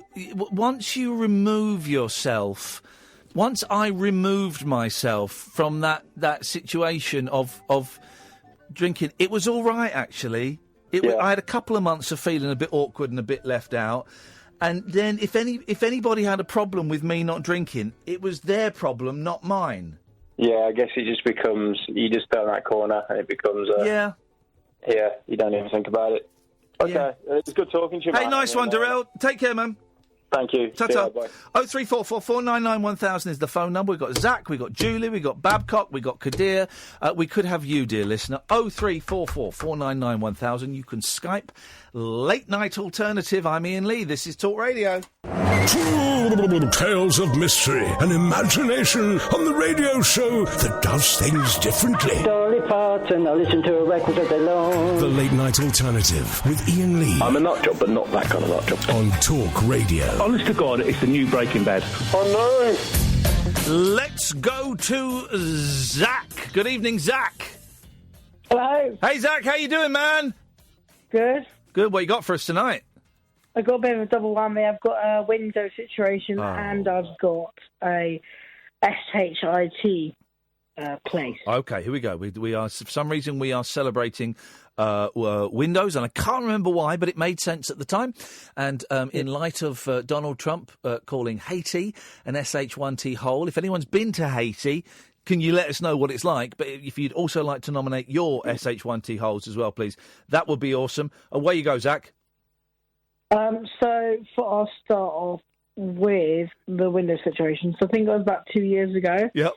And I just came back from school, and I got to the house, and didn't realise that my parents weren't there, and they were coming back later than they usually come back. Yes. And the key.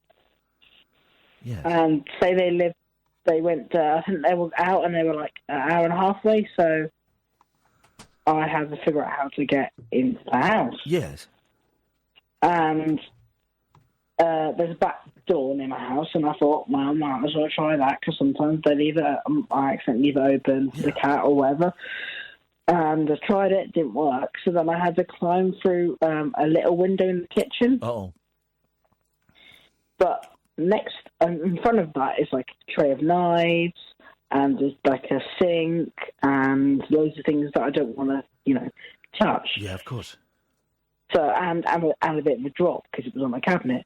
Yes. So I had to carefully open the window. Yeah. And then sliver in on the littlest a very small table that was on the floor. And I stepped on the table. Yes. And I managed to get one leg in. Uh-oh. One arm in. Yeah.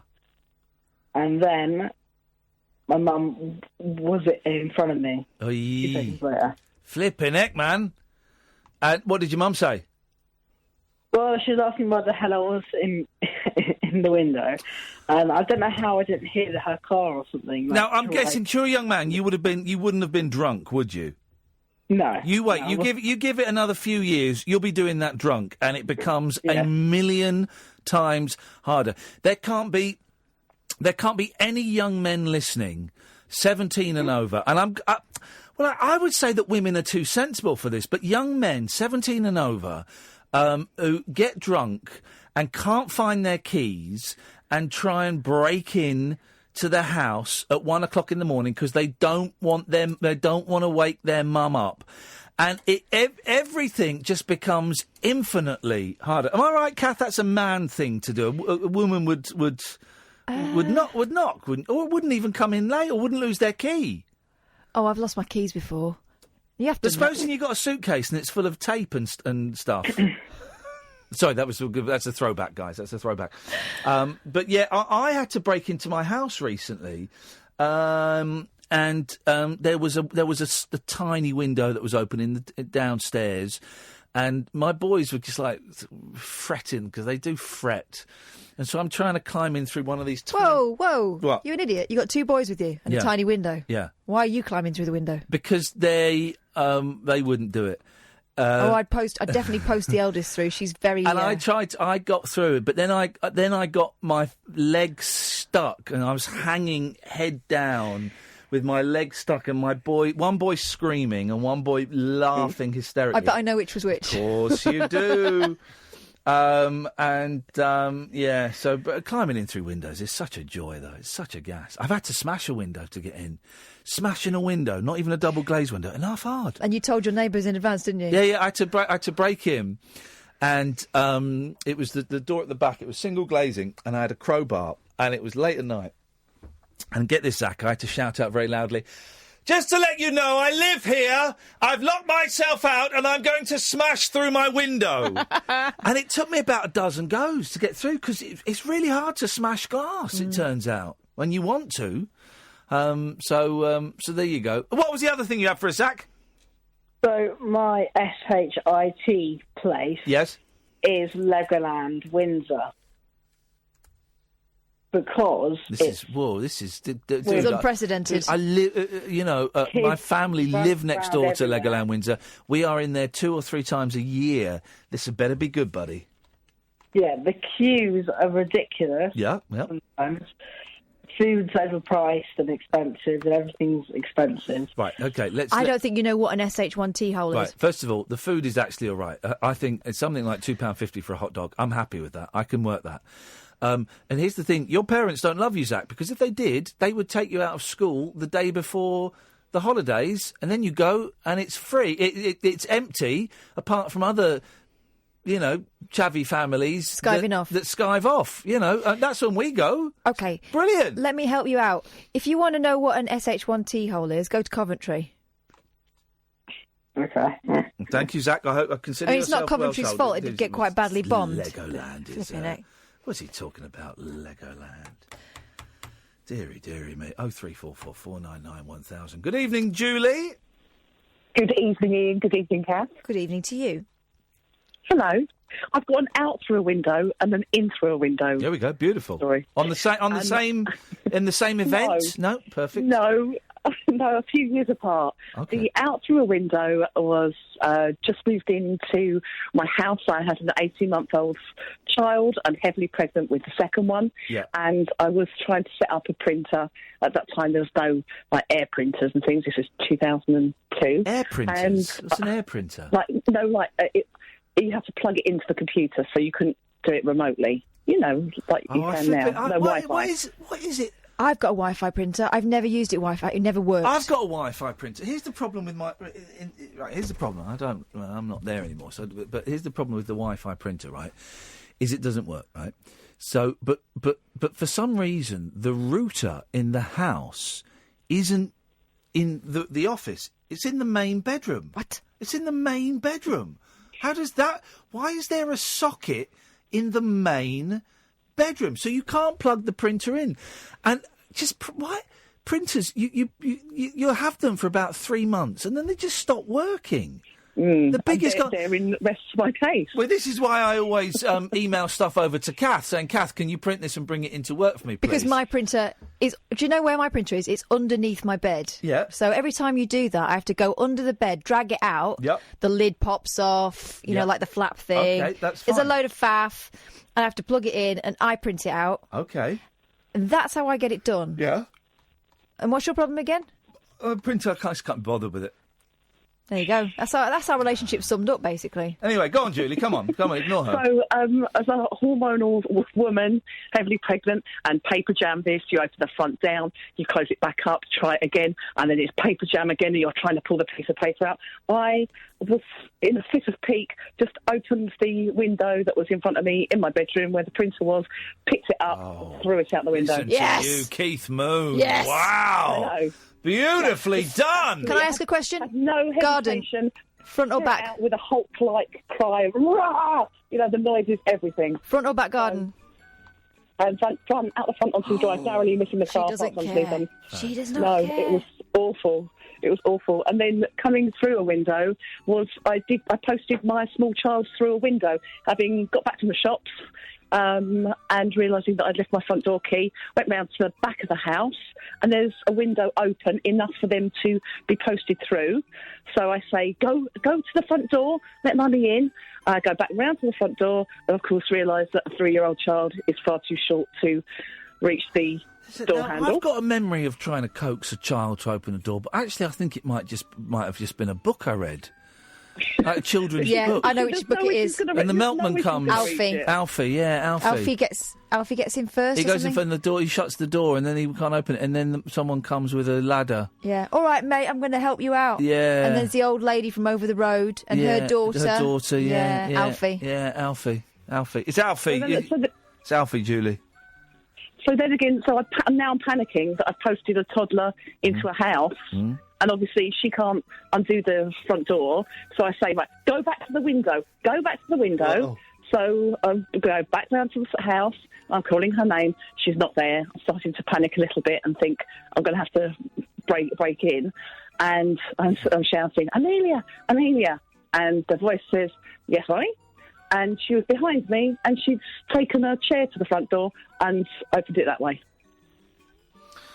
Well, it just goes to show that kids don't need adults, and we should We should let them just get on and create their own society. And now I can't even get her out of bedroom with texting her. There we go, Julie. Thank you very much indeed. 0344 499 1000. We're still looking for someone, please, to film them putting a lit candle, and a fork in a microwave. Which will destroy the microwave, by the way. Yes. Well, no, if you do it for like 3 or 4 seconds, it won't. Can you guarantee that? I have tweeted footage of a grape in a microwave. Have you seen that? Yes. Pretty spectacular. It's Put just it in a grape. glass. 0344 499 1000. David and Kadir, stay there. Come to you after this. Experience the unconventional. Hello. The unpredictable. Don't you think that's a bit weird? And the completely unorthodox. It was my birthday. With rule-free Iain Lee. I was just trying to generate a bit of content. The Late Night Alternative with Iain Lee. Hate alarm clock, hate going to work. On Talk Radio. 0344 499 1000, Monday to Friday, 10 till 1. This is the Late Night Alternative with me, Iain Lee, her, Catherine Boyle. You can Skype us tonight as well if you want. Late Night Alternative, all one word. Good evening, Keith. Hello, Iain. Hello, Keith. Hi. Just a quick call. On the theme of...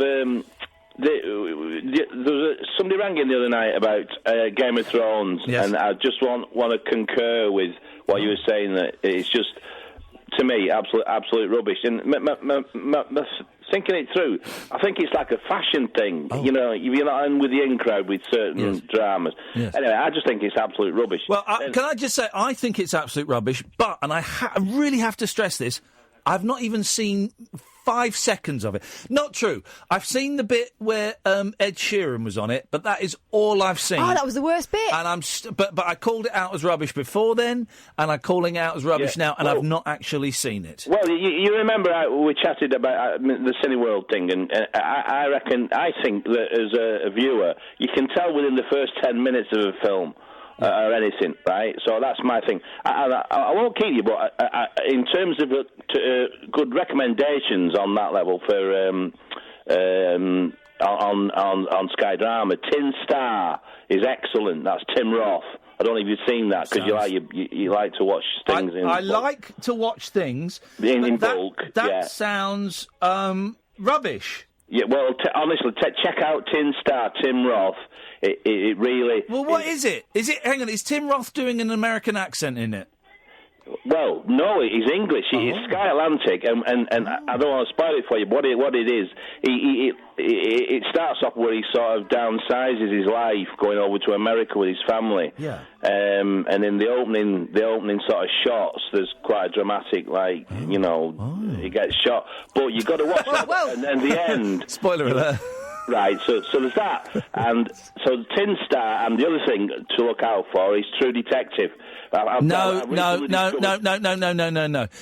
this proves my point perfectly, right? So.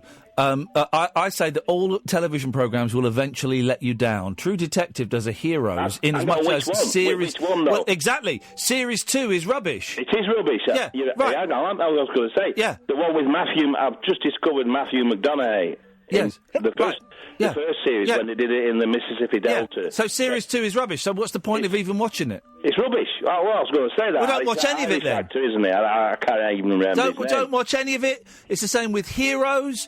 Yeah. It was the same with that programme where the ginger guy, was a member of the Taliban, ISIS. Rubbish. Homecoming Queen. Homelands, rubbish. Yeah. And the last thing I'd say, BBC let us down with drama. The only thing that I would recommend, and I actually bought the full thing on DVD, is Line of Duty. What are you listening to in the background? Me?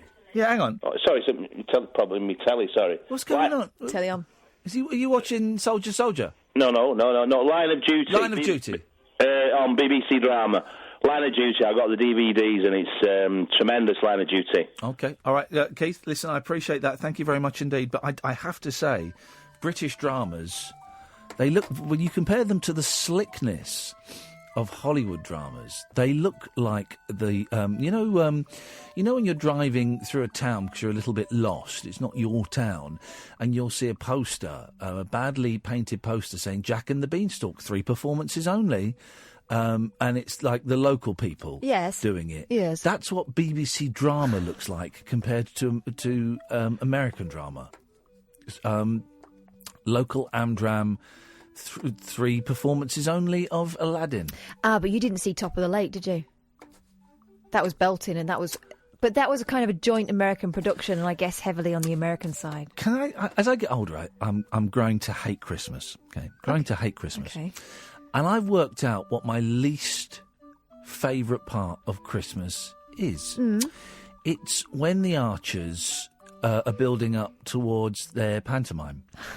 Because it suddenly takes over the whole of the archers, and it all becomes about this pantomime. Every year it's the same politics, and I switch off the archers for about 6 weeks while the pantomime and everything involved with it is ensuing. And that really, and that for me is the indicator that I've grown to hate Christmas. You really are a miserable sod, aren't you? Yes, I am, and I'll tell you what, and I'm very proud of that fact.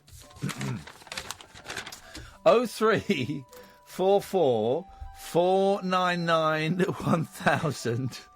As James has just tweeted me, Tin Star is rubbish. Yeah, it didn't sound great, if I'm completely honest. Good evening, Morgan. Hello, Ian. Hello, Morgan. How are you today? I'm okay, Morgan. How are you? I'm brilliant. Wow. I feel a lot better. He's brilliant. This is great. I love it. Obviously, last time I spoke, you had a bit of a cold, so I sound a bit like... I've got a bit of a cold tonight. I've got a little bit of a cold. I think it's because I've had a couple of weeks of not working hard, but not sleeping much, and it's just kind of hit me a little bit. But we'll be all right. We'll be all right. It all catched up. Yeah, it all catched up, isn't it? Yeah. Well, I'm ringing tonight because I just listened to one of the viewers talk about how British dramas and like things aren't great. Yeah. Have you ever seen the British drama Peaky Blinders? No. Well, it's about this gang in Birmingham in the 1920s. Yes, they all wear hats, and the guy's got the eyes, hasn't he? It's the guy with the eyes. Yes. They're Cullingham or whatever his name is. Yes. It's a really amazing drama. I think you should get into it because it's idolised me. It's idolised you? Yeah. Hang on. What does it's Peaky Blinders has idolised you? Yeah, if that makes sense. It doesn't, but I like it. I like it as a turn of phrase. What do you mean by it, Morgan? So in other words, it's to change the way I go about my life. What, do you go about wearing 1920s clothes and carrying knives? Oh yeah, I'm starting to. Oh my God, Morgan! You can't. You can. One of those things is okay, but you can't dress up in 1920s clothes. You know what I mean. I know. I know. But I feel like everyone would look so much better if they wore clothes like that. Because the way people dress now is kind of horrible. Yes, I know what you mean. It would be nice if people made more of an effort, wouldn't it? Yeah. And people don't really make an effort anymore. Although I've got to say, Kath, you've scrubbed up quite well the last couple of nights. I always make an effort. Well, you do. Actually, you do. You are a classy bit. What? But I'm trying to make more of an effort. Are you? Now that I'm famous. Right. I've got. Are you doing that? Well, I've got a new shirt that's covered in Frankie dinner and medals. But yeah, you're right, Morgan. People should dress better. Smarter. I think it's only polite if you're asking. Well, if people are looking at you, give them something nice to look at. Yeah, you're absolutely right. You're absolutely right. Well, I'm going to make more of an effort, but I don't think I'm going to watch Peaky Blinders. I just, there's something about British drama, Morgan. It looks a bit cheap and cheerful to me. Do you know what I mean? It's hard to explain. Yeah, no, I can understand. Okay. And also, I guarantee you, the last ever episode of Peaky Blinders will let you down. I guarantee it, mate. Actually, it didn't. Is it finished forever? Actually, no, it hasn't. Not yet. Actually, Morgan, it will. Listen, I've got to go, man. Thanks for calling in. 0344 499 1000. This is Talk Radio. The Late Night Alternative with Iain Lee on Talk Radio. We have ways of making you talk.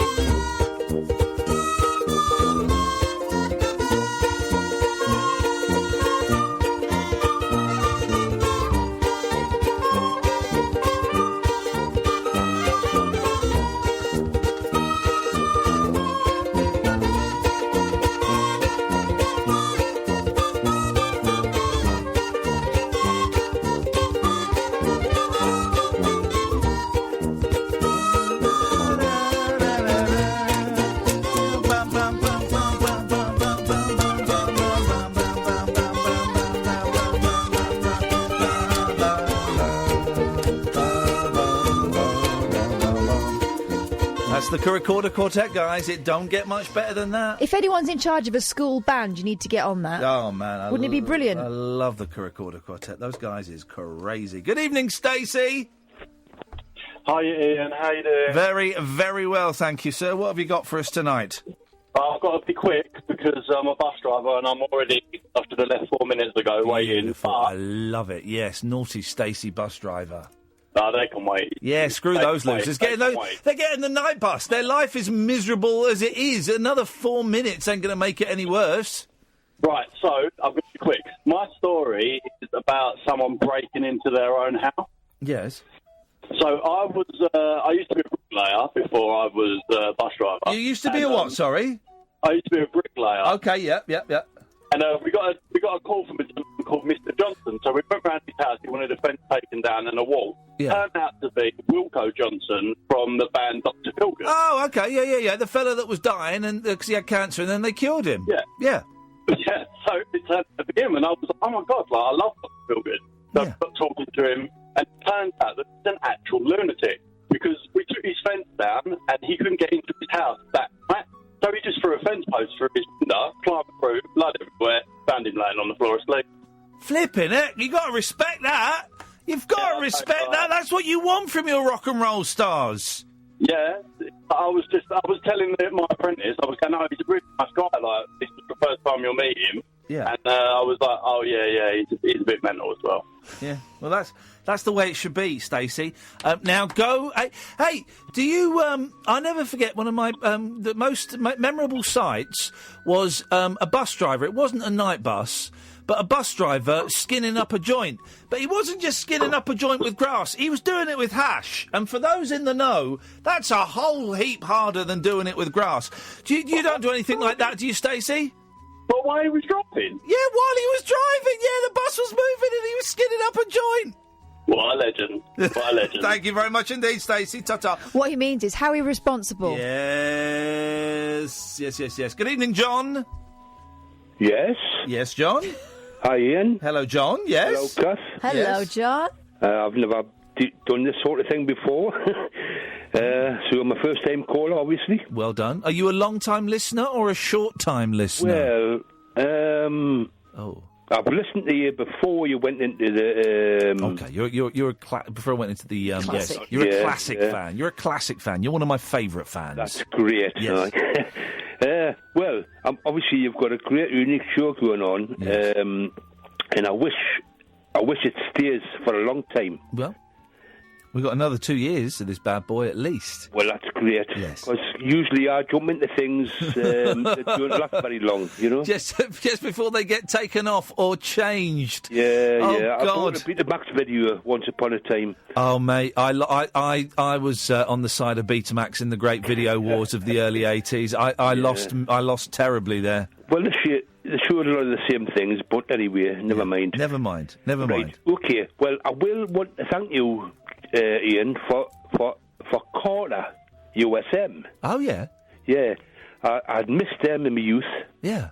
And it was great to hear them on, and I've downloaded the music. And really? And it's going great. I love it. Hey, listen, this is brilliant. So, because we had Jim Bob on, I guess, Yeah, I don't know, you did, maybe 2 or 3 months ago now, and you hadn't heard of Carter before, so you went and downloaded their stuff? No.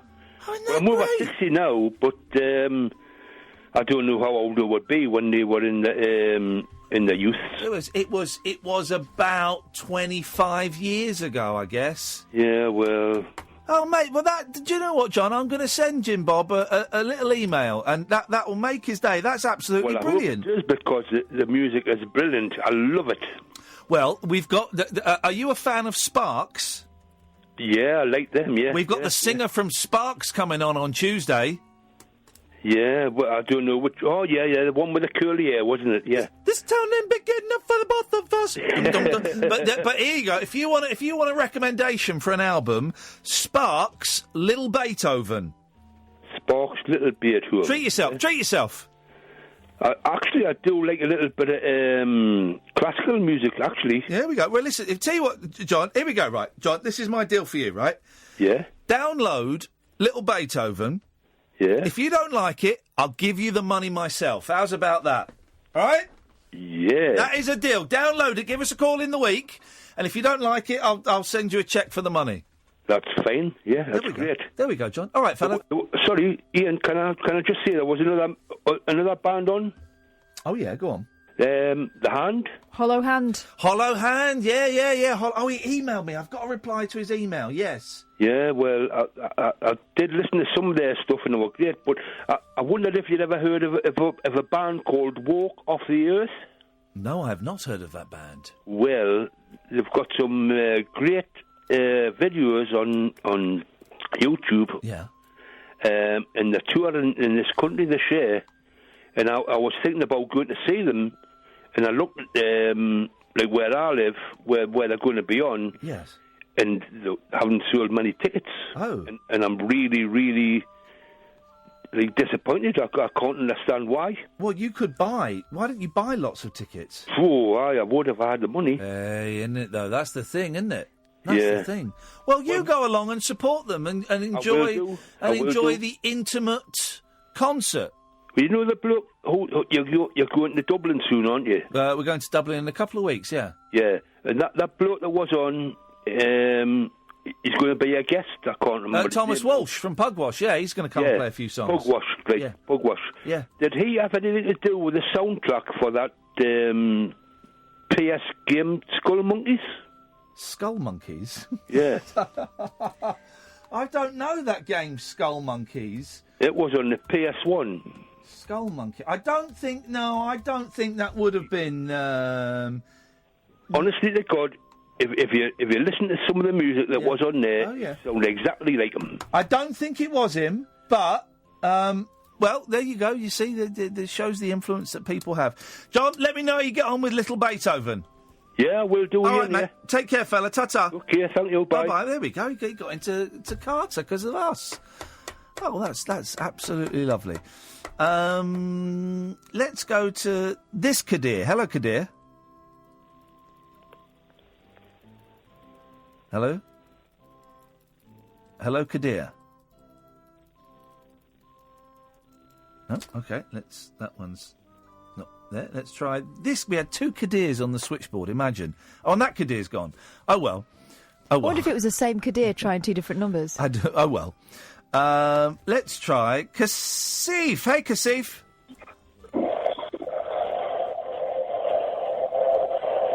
Hello, Kasif. I thought it was going too well for the first 2 hours and 15 minutes of the show. Right, we'll come back to Kasif another day. Right, let's try this Kadir. Hello, Kadir. Hi, sorry about that. I don't know what happened there. Jesus. Oh, well, we almost got a reprieve, but never mind. What have you got for us, Kadir? I'd just like to apologise for yesterday. I know I was in the queue and I had to leave because I had a work emergency. What qualifies as a work emergency? Basically, because I'm taking a little sabbatical gap year thing. Yes. Before I go to uni, I need to find a way on the side to earn a bit of cash. You know. Okay. Yes. Right. So I became what's known as an internet moderator. Right. If you do you know what that is? No, tell me. It's basically you work for a company, obviously, yes, and you review content online. So let's say you work for Twitter. Yes. You go through checking for tweets bad, ban them if they're breaking So who rules. are you working for, and what do you have to keep an eye out for? I work for a company that's formerly called Yellow, but now it's called U-Boat, and it's like a live streaming app. Yeah. And it's designed for kids aged 13 to 17. Yes. So we're already entering weird territory, but you have to look out for videos, nonsense. Inappropriate videos. Nonsense is what you're looking for. Yeah, you're looking for dongs. You're looking for bit of bullying, that sort of thing. Okay, right. And so what was the emergency? I was gutted because it was about 20-1, and I just had to leave. But anyway, there was a guy live streaming. I can't tell you. Sorry, I can't tell you too much because the police got involved. I had a cop around here at 2 a.m. doing a statement. But a chap basically broke into a guy's house, live streamed it, and started wailing on a guy inside. But that's all I can really say. But I was gutted that I had to hang up because I'd never done that before, and I know you'd be gutted that I had to just leave. I bet you saw my name. I bet you saw my name just go, and you were like, "Oh." We got by. It was tough, but we got by, Kadir. We got by. I just dropped my phone as well, but it's all right. No cracks. Okay. I also had a story about the windows. A pigeon flew in once. Yes. It was summertime, and I had the doors wide open because obviously UK no aircon. Obviously. And a bloody pigeon flew in. It perched itself on the TV because it's flat screen. It wouldn't leave. You know how when a fly won't go through the window? It was like that. So how did you get rid of it in the end?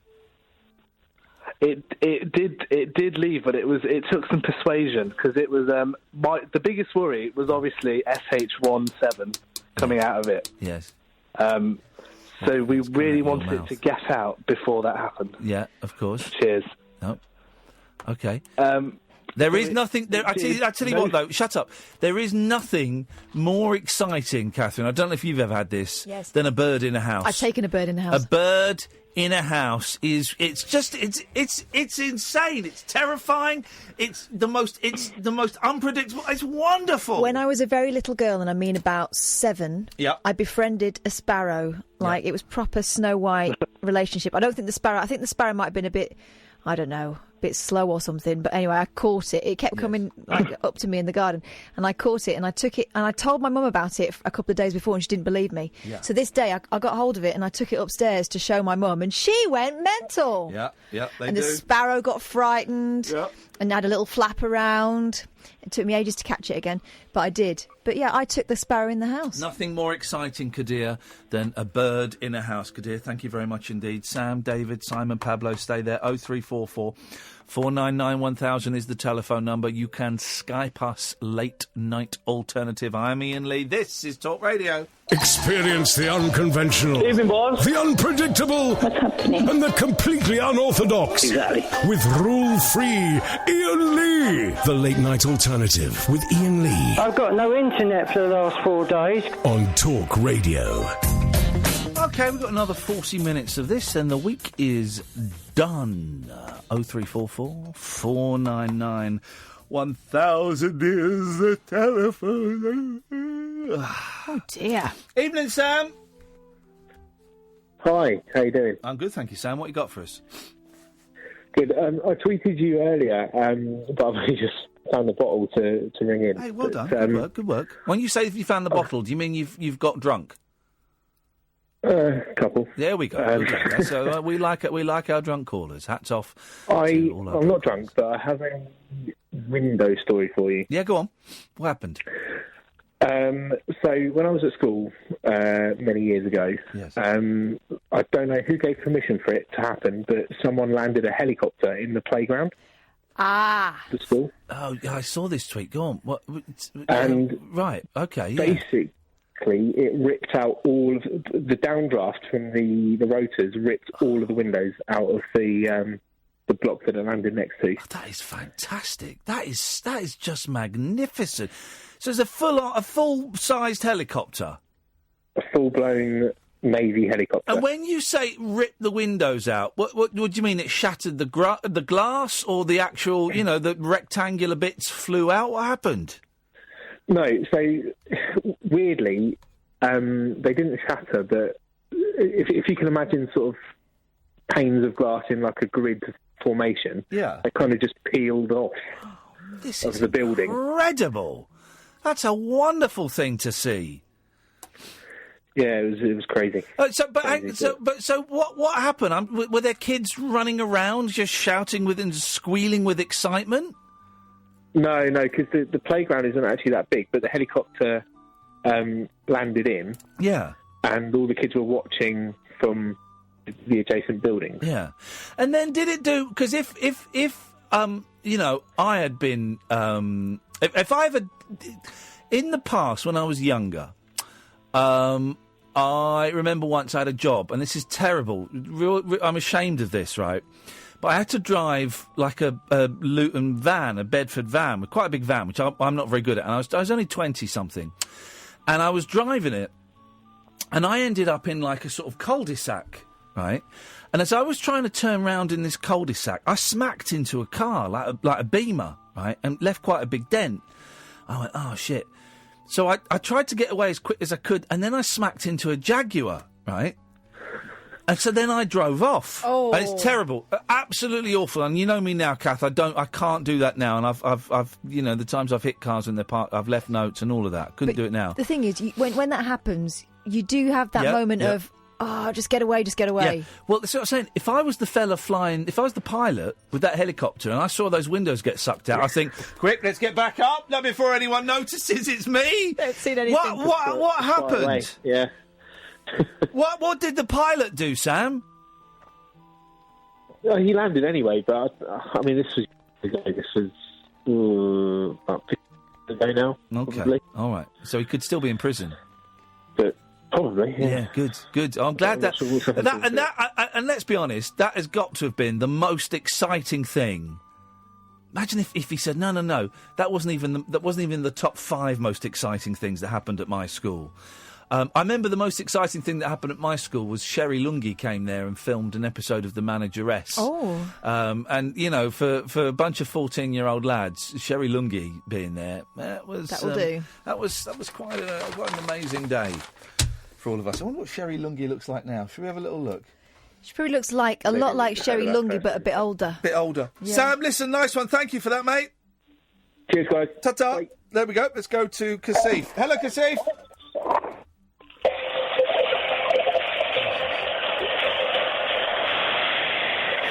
Hello.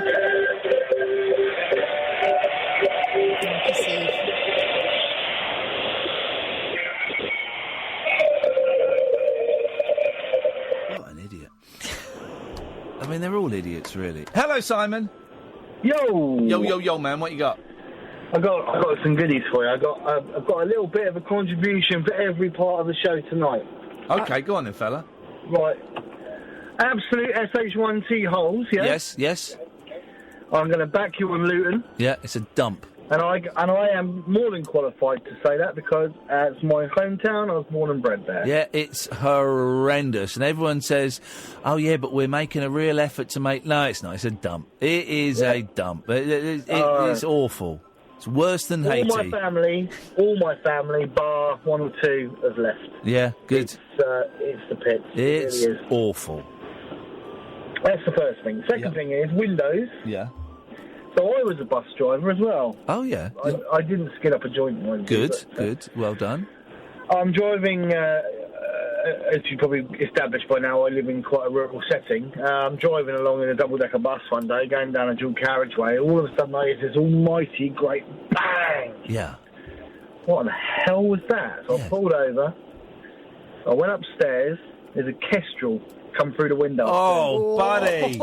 This is the story of the night. A Kestrel flew into your bus. Yep. There wasn't much left of him, apart from a few feathers. Yeah. But cool, did that go with a bang? Hey, have you ever seen... one of my favourite things, I've seen it happen a couple of times, is... I've seen a pigeon do it, and I've seen an owl do it, where they fly into the French windows. Yes.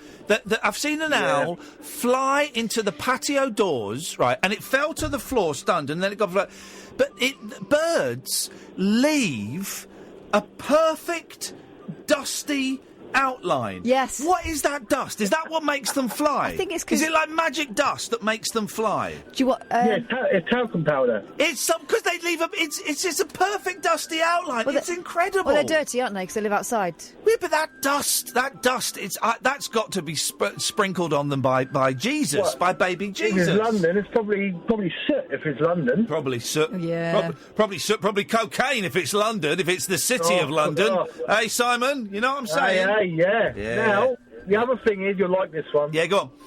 Microwaves. Yeah. If you put live ants into a microwave... Oh, no. Wow. No, listen. This just got... I think what he's going to say is they develop superpowers and can read your mind. No, not quite. No. They don't get nibbed. They run around, they scurry around in like a formal formation. Yeah. Because apparently they know where the beams are, the radiation beams. Oh, yeah, they can probably see it. Yeah, and they avoid the beams. But hang on, I thought in a microwave, I thought in a microwave the beams were, it's like a ball of beams. The beams were everywhere. It's not like in Mission Impossible when it's lasers and he's got to roller skate. He's got to somersault and climb over and do all of that, or Crystal Maze. I thought it filled with beam. Well, what did I see it on? I think. Have you heard of a guy called Adam Hart Davis? No. He's a eccentric TV science bod. Was the programme called Cruel Experiments Make You Laugh Out Loud? Yeah, something like that, Kath. Yeah. Right. Okay. It was at the height of my my mental illness, so maybe I imagined it. But Wow. I'm pretty sure I didn't. Gosh. Right. Okay. Hang on a minute. I found a video here. There's loads of videos on YouTube of ants in microwaves. Oh, I Hang don't... on a second. Let's... At around 2.5 gigahertz, which correlates to around 12.3 centimeters of wavelength. And so these ants are much smaller than 12.3 centimeters, so we want to check if they can actually stay between the standing waves in the microwave and not be affected by it at all. And then to compare to make sure it's the size of the ants and not just the ants are special in some way, I'm putting these tiny little pieces of apple that I cut up and see if those heat up in the microwave. So normally when you put ants in the microwave, you have no way of seeing them in there, because you have that annoying mesh on the screen. You can't put a camera in the microwave because normally it when you explodes. do it. But I have my top secret microwave here where I figured out a way to film inside. Why do they put that mesh on the screen? It's to stop you going blind from radiation poisoning. Oh, all right. You know, if you read the instructions of a microwave, it says, do not put your head near the back of the microwave, because there's no protection on the back, and it will give you brain cancer. Oh, my God. Yeah, I know, bloody microwaves.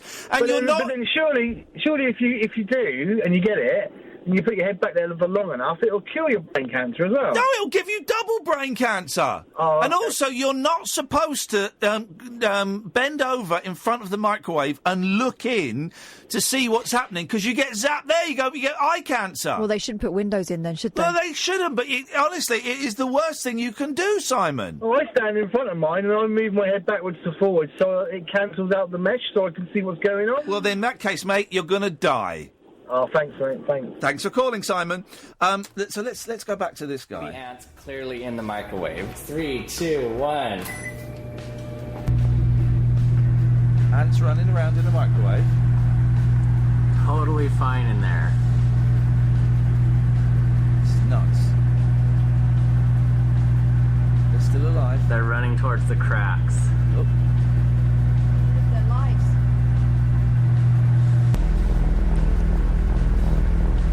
Wow, they don't even seem affected. Why didn't you ask them afterwards?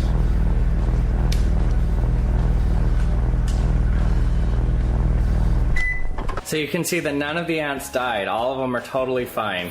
Okay, so one of the theories of why these ants can survive in the microwave like this is because of how small they are. So they're smaller than waves. Just like they don't get to the size of the wavelength of the actual science bit is boring. Died pretty soon after. If I didn't, that's boring. They're going to grow to be mega ants and come back and put him in a microwave. You're going to be their ant bitch.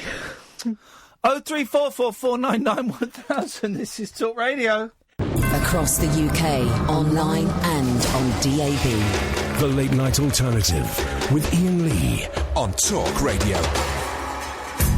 Yeah, microwaves, it's really dangerous for you. It gives you cancer. Also, what we shouldn't do, but we do, is we shouldn't put them at waist level. Because if you stand in front of a microwave, you can get ovarian cancer or your bollocks will drop off. That would explain why I've got no balls. Yeah.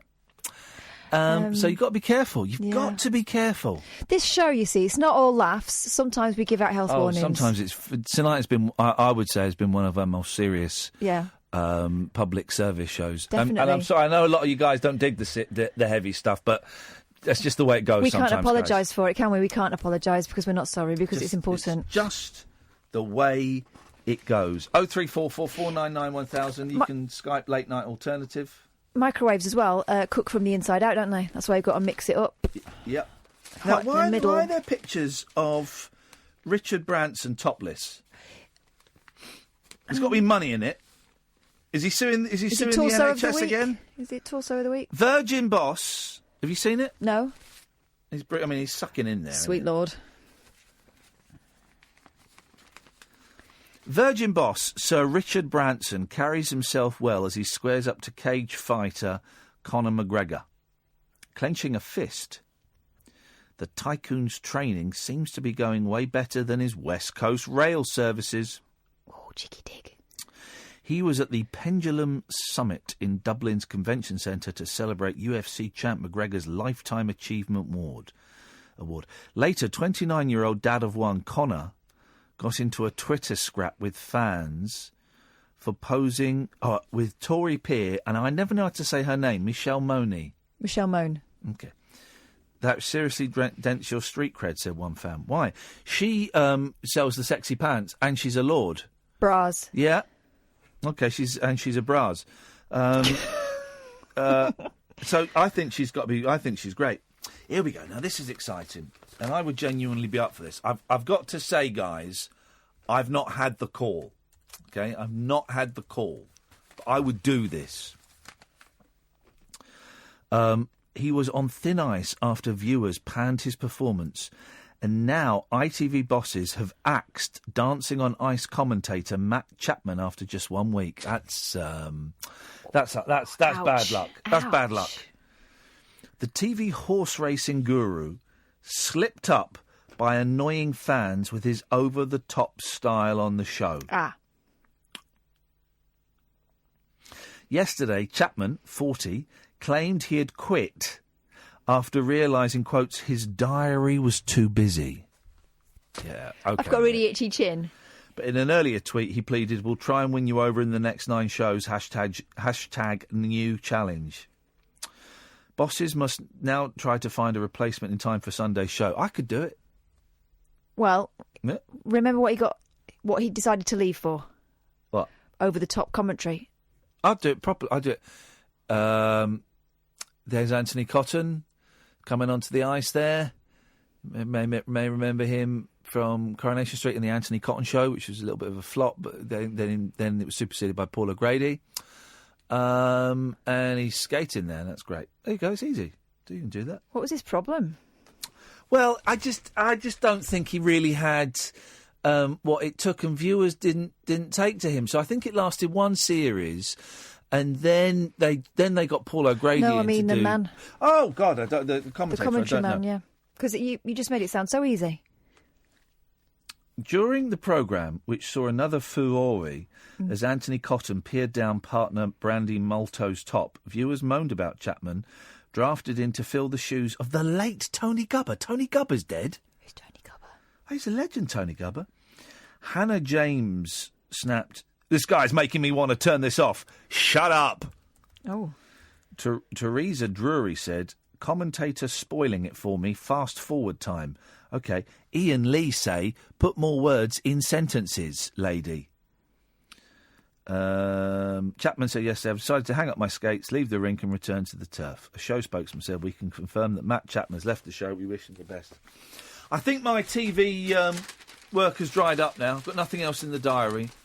I might be doing something on Loose Women in a couple of weeks, but I think might be doing something on the One Show, but I don't really want to. Oh, I don't so really that diary. No, I mean I don't really want to do the One Show. I can't be bothered. I'm gonna probably. Do you not like the One Show? Oh, I love the One Show. It's just a lot of work and a lot of faff, really, for very little reward. Wes, stay there. Come to you in a bit. 0344 499 1000. This is Talk Radio. The wild man of late night radio. The Late Night Alternative with Iain Lee on Talk Radio. We have ways of making you talk. 0344 499 1000. Good evening, Wes. Hi, Ian. How are you? Good, thank you, Wes. What you got for us tonight?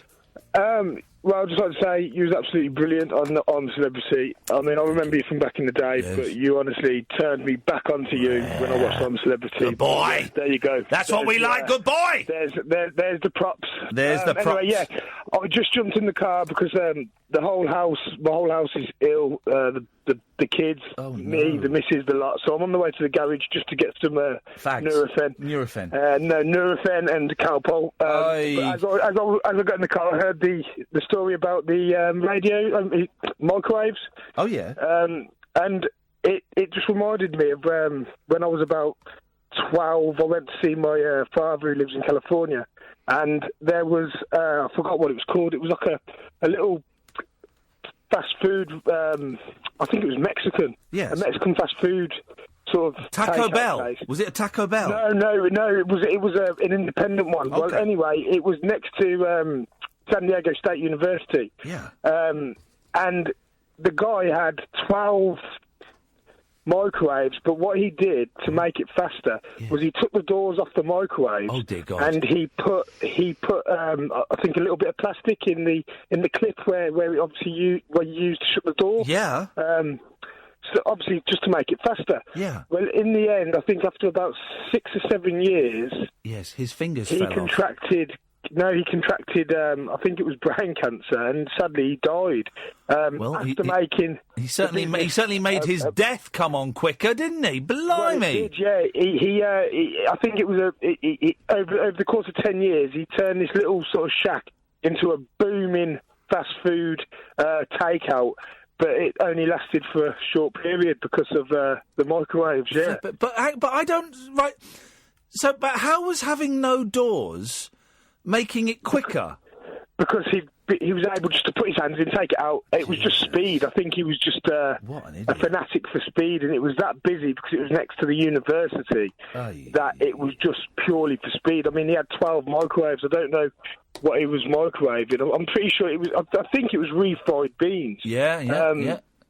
Good stuff. I'm sure it was like a taco burrito takeout. Yeah. And I forgot the name for the life of me. I've been trying to Google the name whilst I was waiting to talk to you. But it was. It was a true story. But I could murder a taco right now. Well, do you know what? I've been to various places in the UK, Chiquitos, without naming, a few independents, and I tell you what, I've not had anything in the UK which compares, which was as good as El Cancero, to a Californian or a Mexican burrito or taco. Yeah. So. Ah, man. Well, listen. Anyone out there who does authentic Mexican or taco burritos? Yep. Please let me know because I'll gladly come to you. Wes, let's keep our fingers crossed, and I hope everyone starts to feel a bit better. Calpol works miracles on little ones, doesn't it? Calpol works miracles on little ones, and Brandy works miracles on me. So whatever it takes. Wes. I hope you all feel better soon, mate. Thank you. Thank you. Take care. Bye bye. Calpol is great. I had to go on the Calpol once because we didn't have anything else in. Oh, really? Worked beautifully. Did it knock you out? Because it really does send those little ones to sleep, doesn't it? Mm-hmm. It sends those little ones to sleep. We'll take calls straight to air for the last 10 minutes of the show, if that's what you want. A butcher got trapped in a minus 20 degrees C. Is that Celsius or centigrade? Oh. Freezer, but smashed his way out with a black pudding. Yeah. Chris McCabe, 70, was caught when the wind blew shut the door at the back of his shop. The green release button on the inside had frozen, and the dad of 4 knew he would die of cold within half an hour. I've been in those walk-in freezers. I used to have to go and count everything that was in there when I worked at B-Jams. Hey, that can't have been legal. That was horrible. I used to hate that. So I used to make it up. He grabbed the 1.5 kilograms iced blood sausage and used it to whack the button. Oh, I'd read it as he'd smashed through the metal door. He just managed to knock the frozen button. Chris of Totnes, Devon, said, black pudding saved my life without a doubt. It was solid, pointed, and I could get plenty of weight behind it. Oh, yeah. Sorry? Hello, caller? Oh, can we be a bit more serious now? OK, go on then. I'm just telling you, please be a bit more serious, thank you. I'm lucky. We sell 2 or 3 a week, and that was the last one. Chris, who gets the treat from the Queen's Butcher, Her Majesty Sheridan of Ballater, Scotland, hopes he'll only need it in fry-ups in the future. It's a nice story, caller. Serious, life or death? Yeah. For God's sake. Goodness. Anything else? You know what time it is? Yes, I do. It's 12:47. Time you went to bed. Thanks very much for calling. Let's go to line 2. 2, you're on the wireless. Are the new presenters Jonathan Ross and Russell Brand? Yes, they are. Well Correct. done. You guessed. Thank you. Thank you very much indeed. That's great. What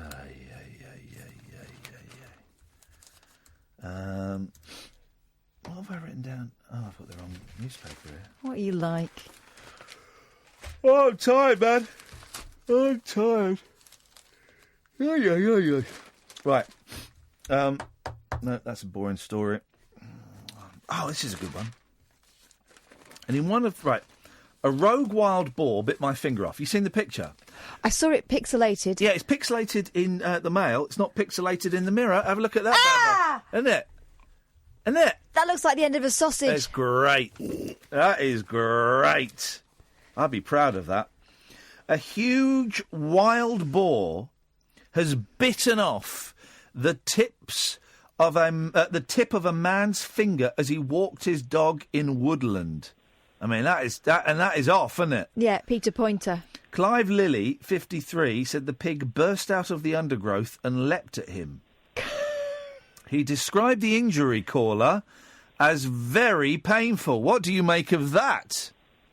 I didn't hear the first part. I do apologise, Ian. Sorry?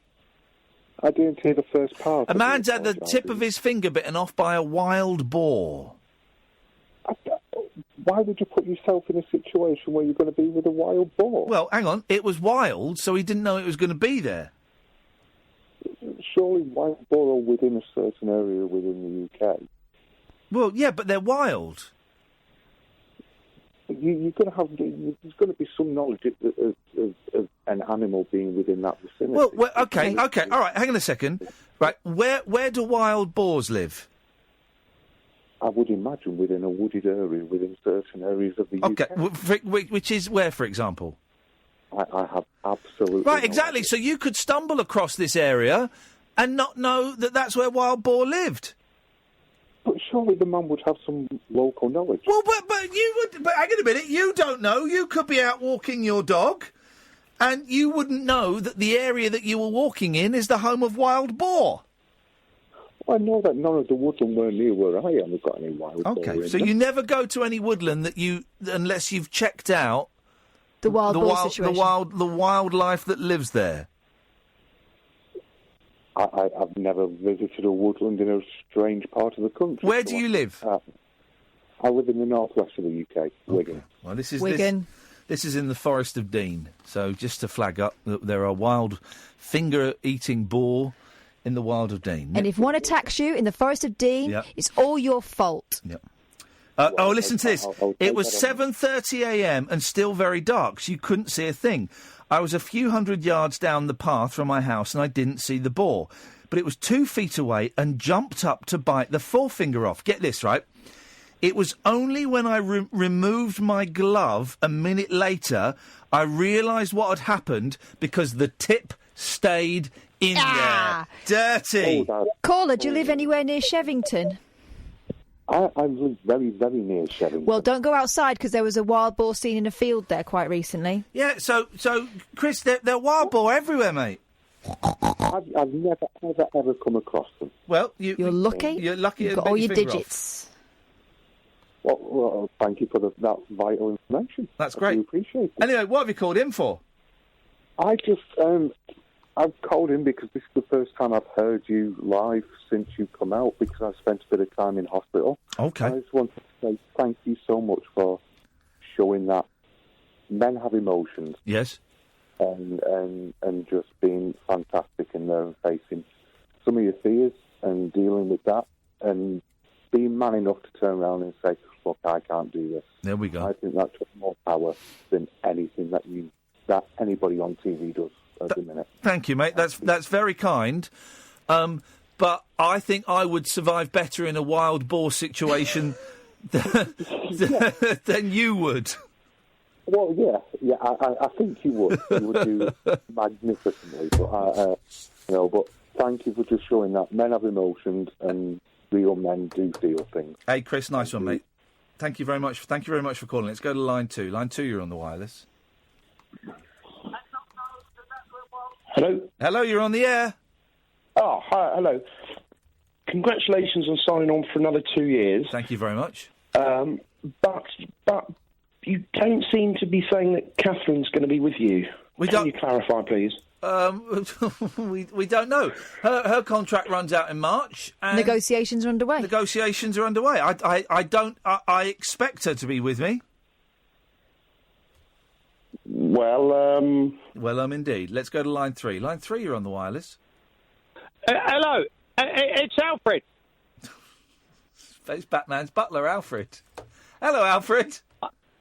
How are you? I'm very well, Alfred. You've not called for a while. No, I got the sack. Master Bruce sacked me. I know, you've been replaced by another Alfred. Yes. He blamed me for the sausages, but he put the toast, and he sacked me. Oh. So I've been living in a caravan in Biggleswade. Well, I'm sorry to hear that, Alfred. What can we do to help? Well, you know the bloke who used the sausage to get out of the fridge? Yes. Well, a couple of years ago, a friend of mine, he was a butcher, and he was in the deep freezer, and a frozen leg of lamb hit him on the head. All right. And killed him instantly. Blimey. He was a lovely man. A frozen leg of lamb. That's unbelievable. It really is. And a week later at the funeral, all the local butchers were there, And as they lowered his coffin, they sprinkled him with mint sauce. Thanks for calling, Alfred. Bye-bye. There we go. I mean, a delightful fruitcake. Line 4, you're on the wireless. Pitagora, sweetie. Thank you very much indeed. There you go. Yes, it was only when I removed my glove a minute later I realised what had happened because the tip stayed in. Dirty boy. Oh, here I am, Kathy. I don't want you to leave me. This one's for you, Kath. Hello, Kathy. Hello, weirdo. Please don't leave me. I'm alone. Line 5, you're on the wireless. It's the Monkeys thing. It doesn't get any better than this.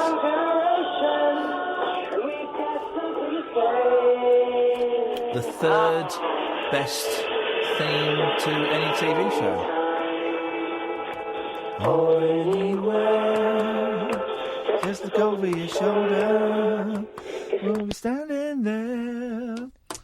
Where we go? I called an ambulance, which took me to hospital to have it sewn up. They told me it should grow back around as it did not take the nail off, although there will be a scar. Oy. The area in the Forest of Dean in Gloucestershire has become overrun with the pigs, which have pounced on pets and knocked over bins for food. Clive said, I've met hundreds of wild boar in the woods previously and never been attacked. Strangely enough, when I reported the incident, they said a woman was knocked over by a boar at the same spot half an hour before me. Well, there you go. God, can you imagine that coming rampaging out the bushes? I'd go back and I'd get revenge and I'd kill it. I'd kill its children and I'd kill its parents and I'd eat them. That's what I would do, personally. Guy's obviously a pussy. Right, that's it. We're done for another week. Thank you, Sam. Thank you, Catherine. Thank you, dear callers. Thank you, dear listeners and periscopers and everybody who is... let's just take this very, very last call. You got 5 seconds, caller.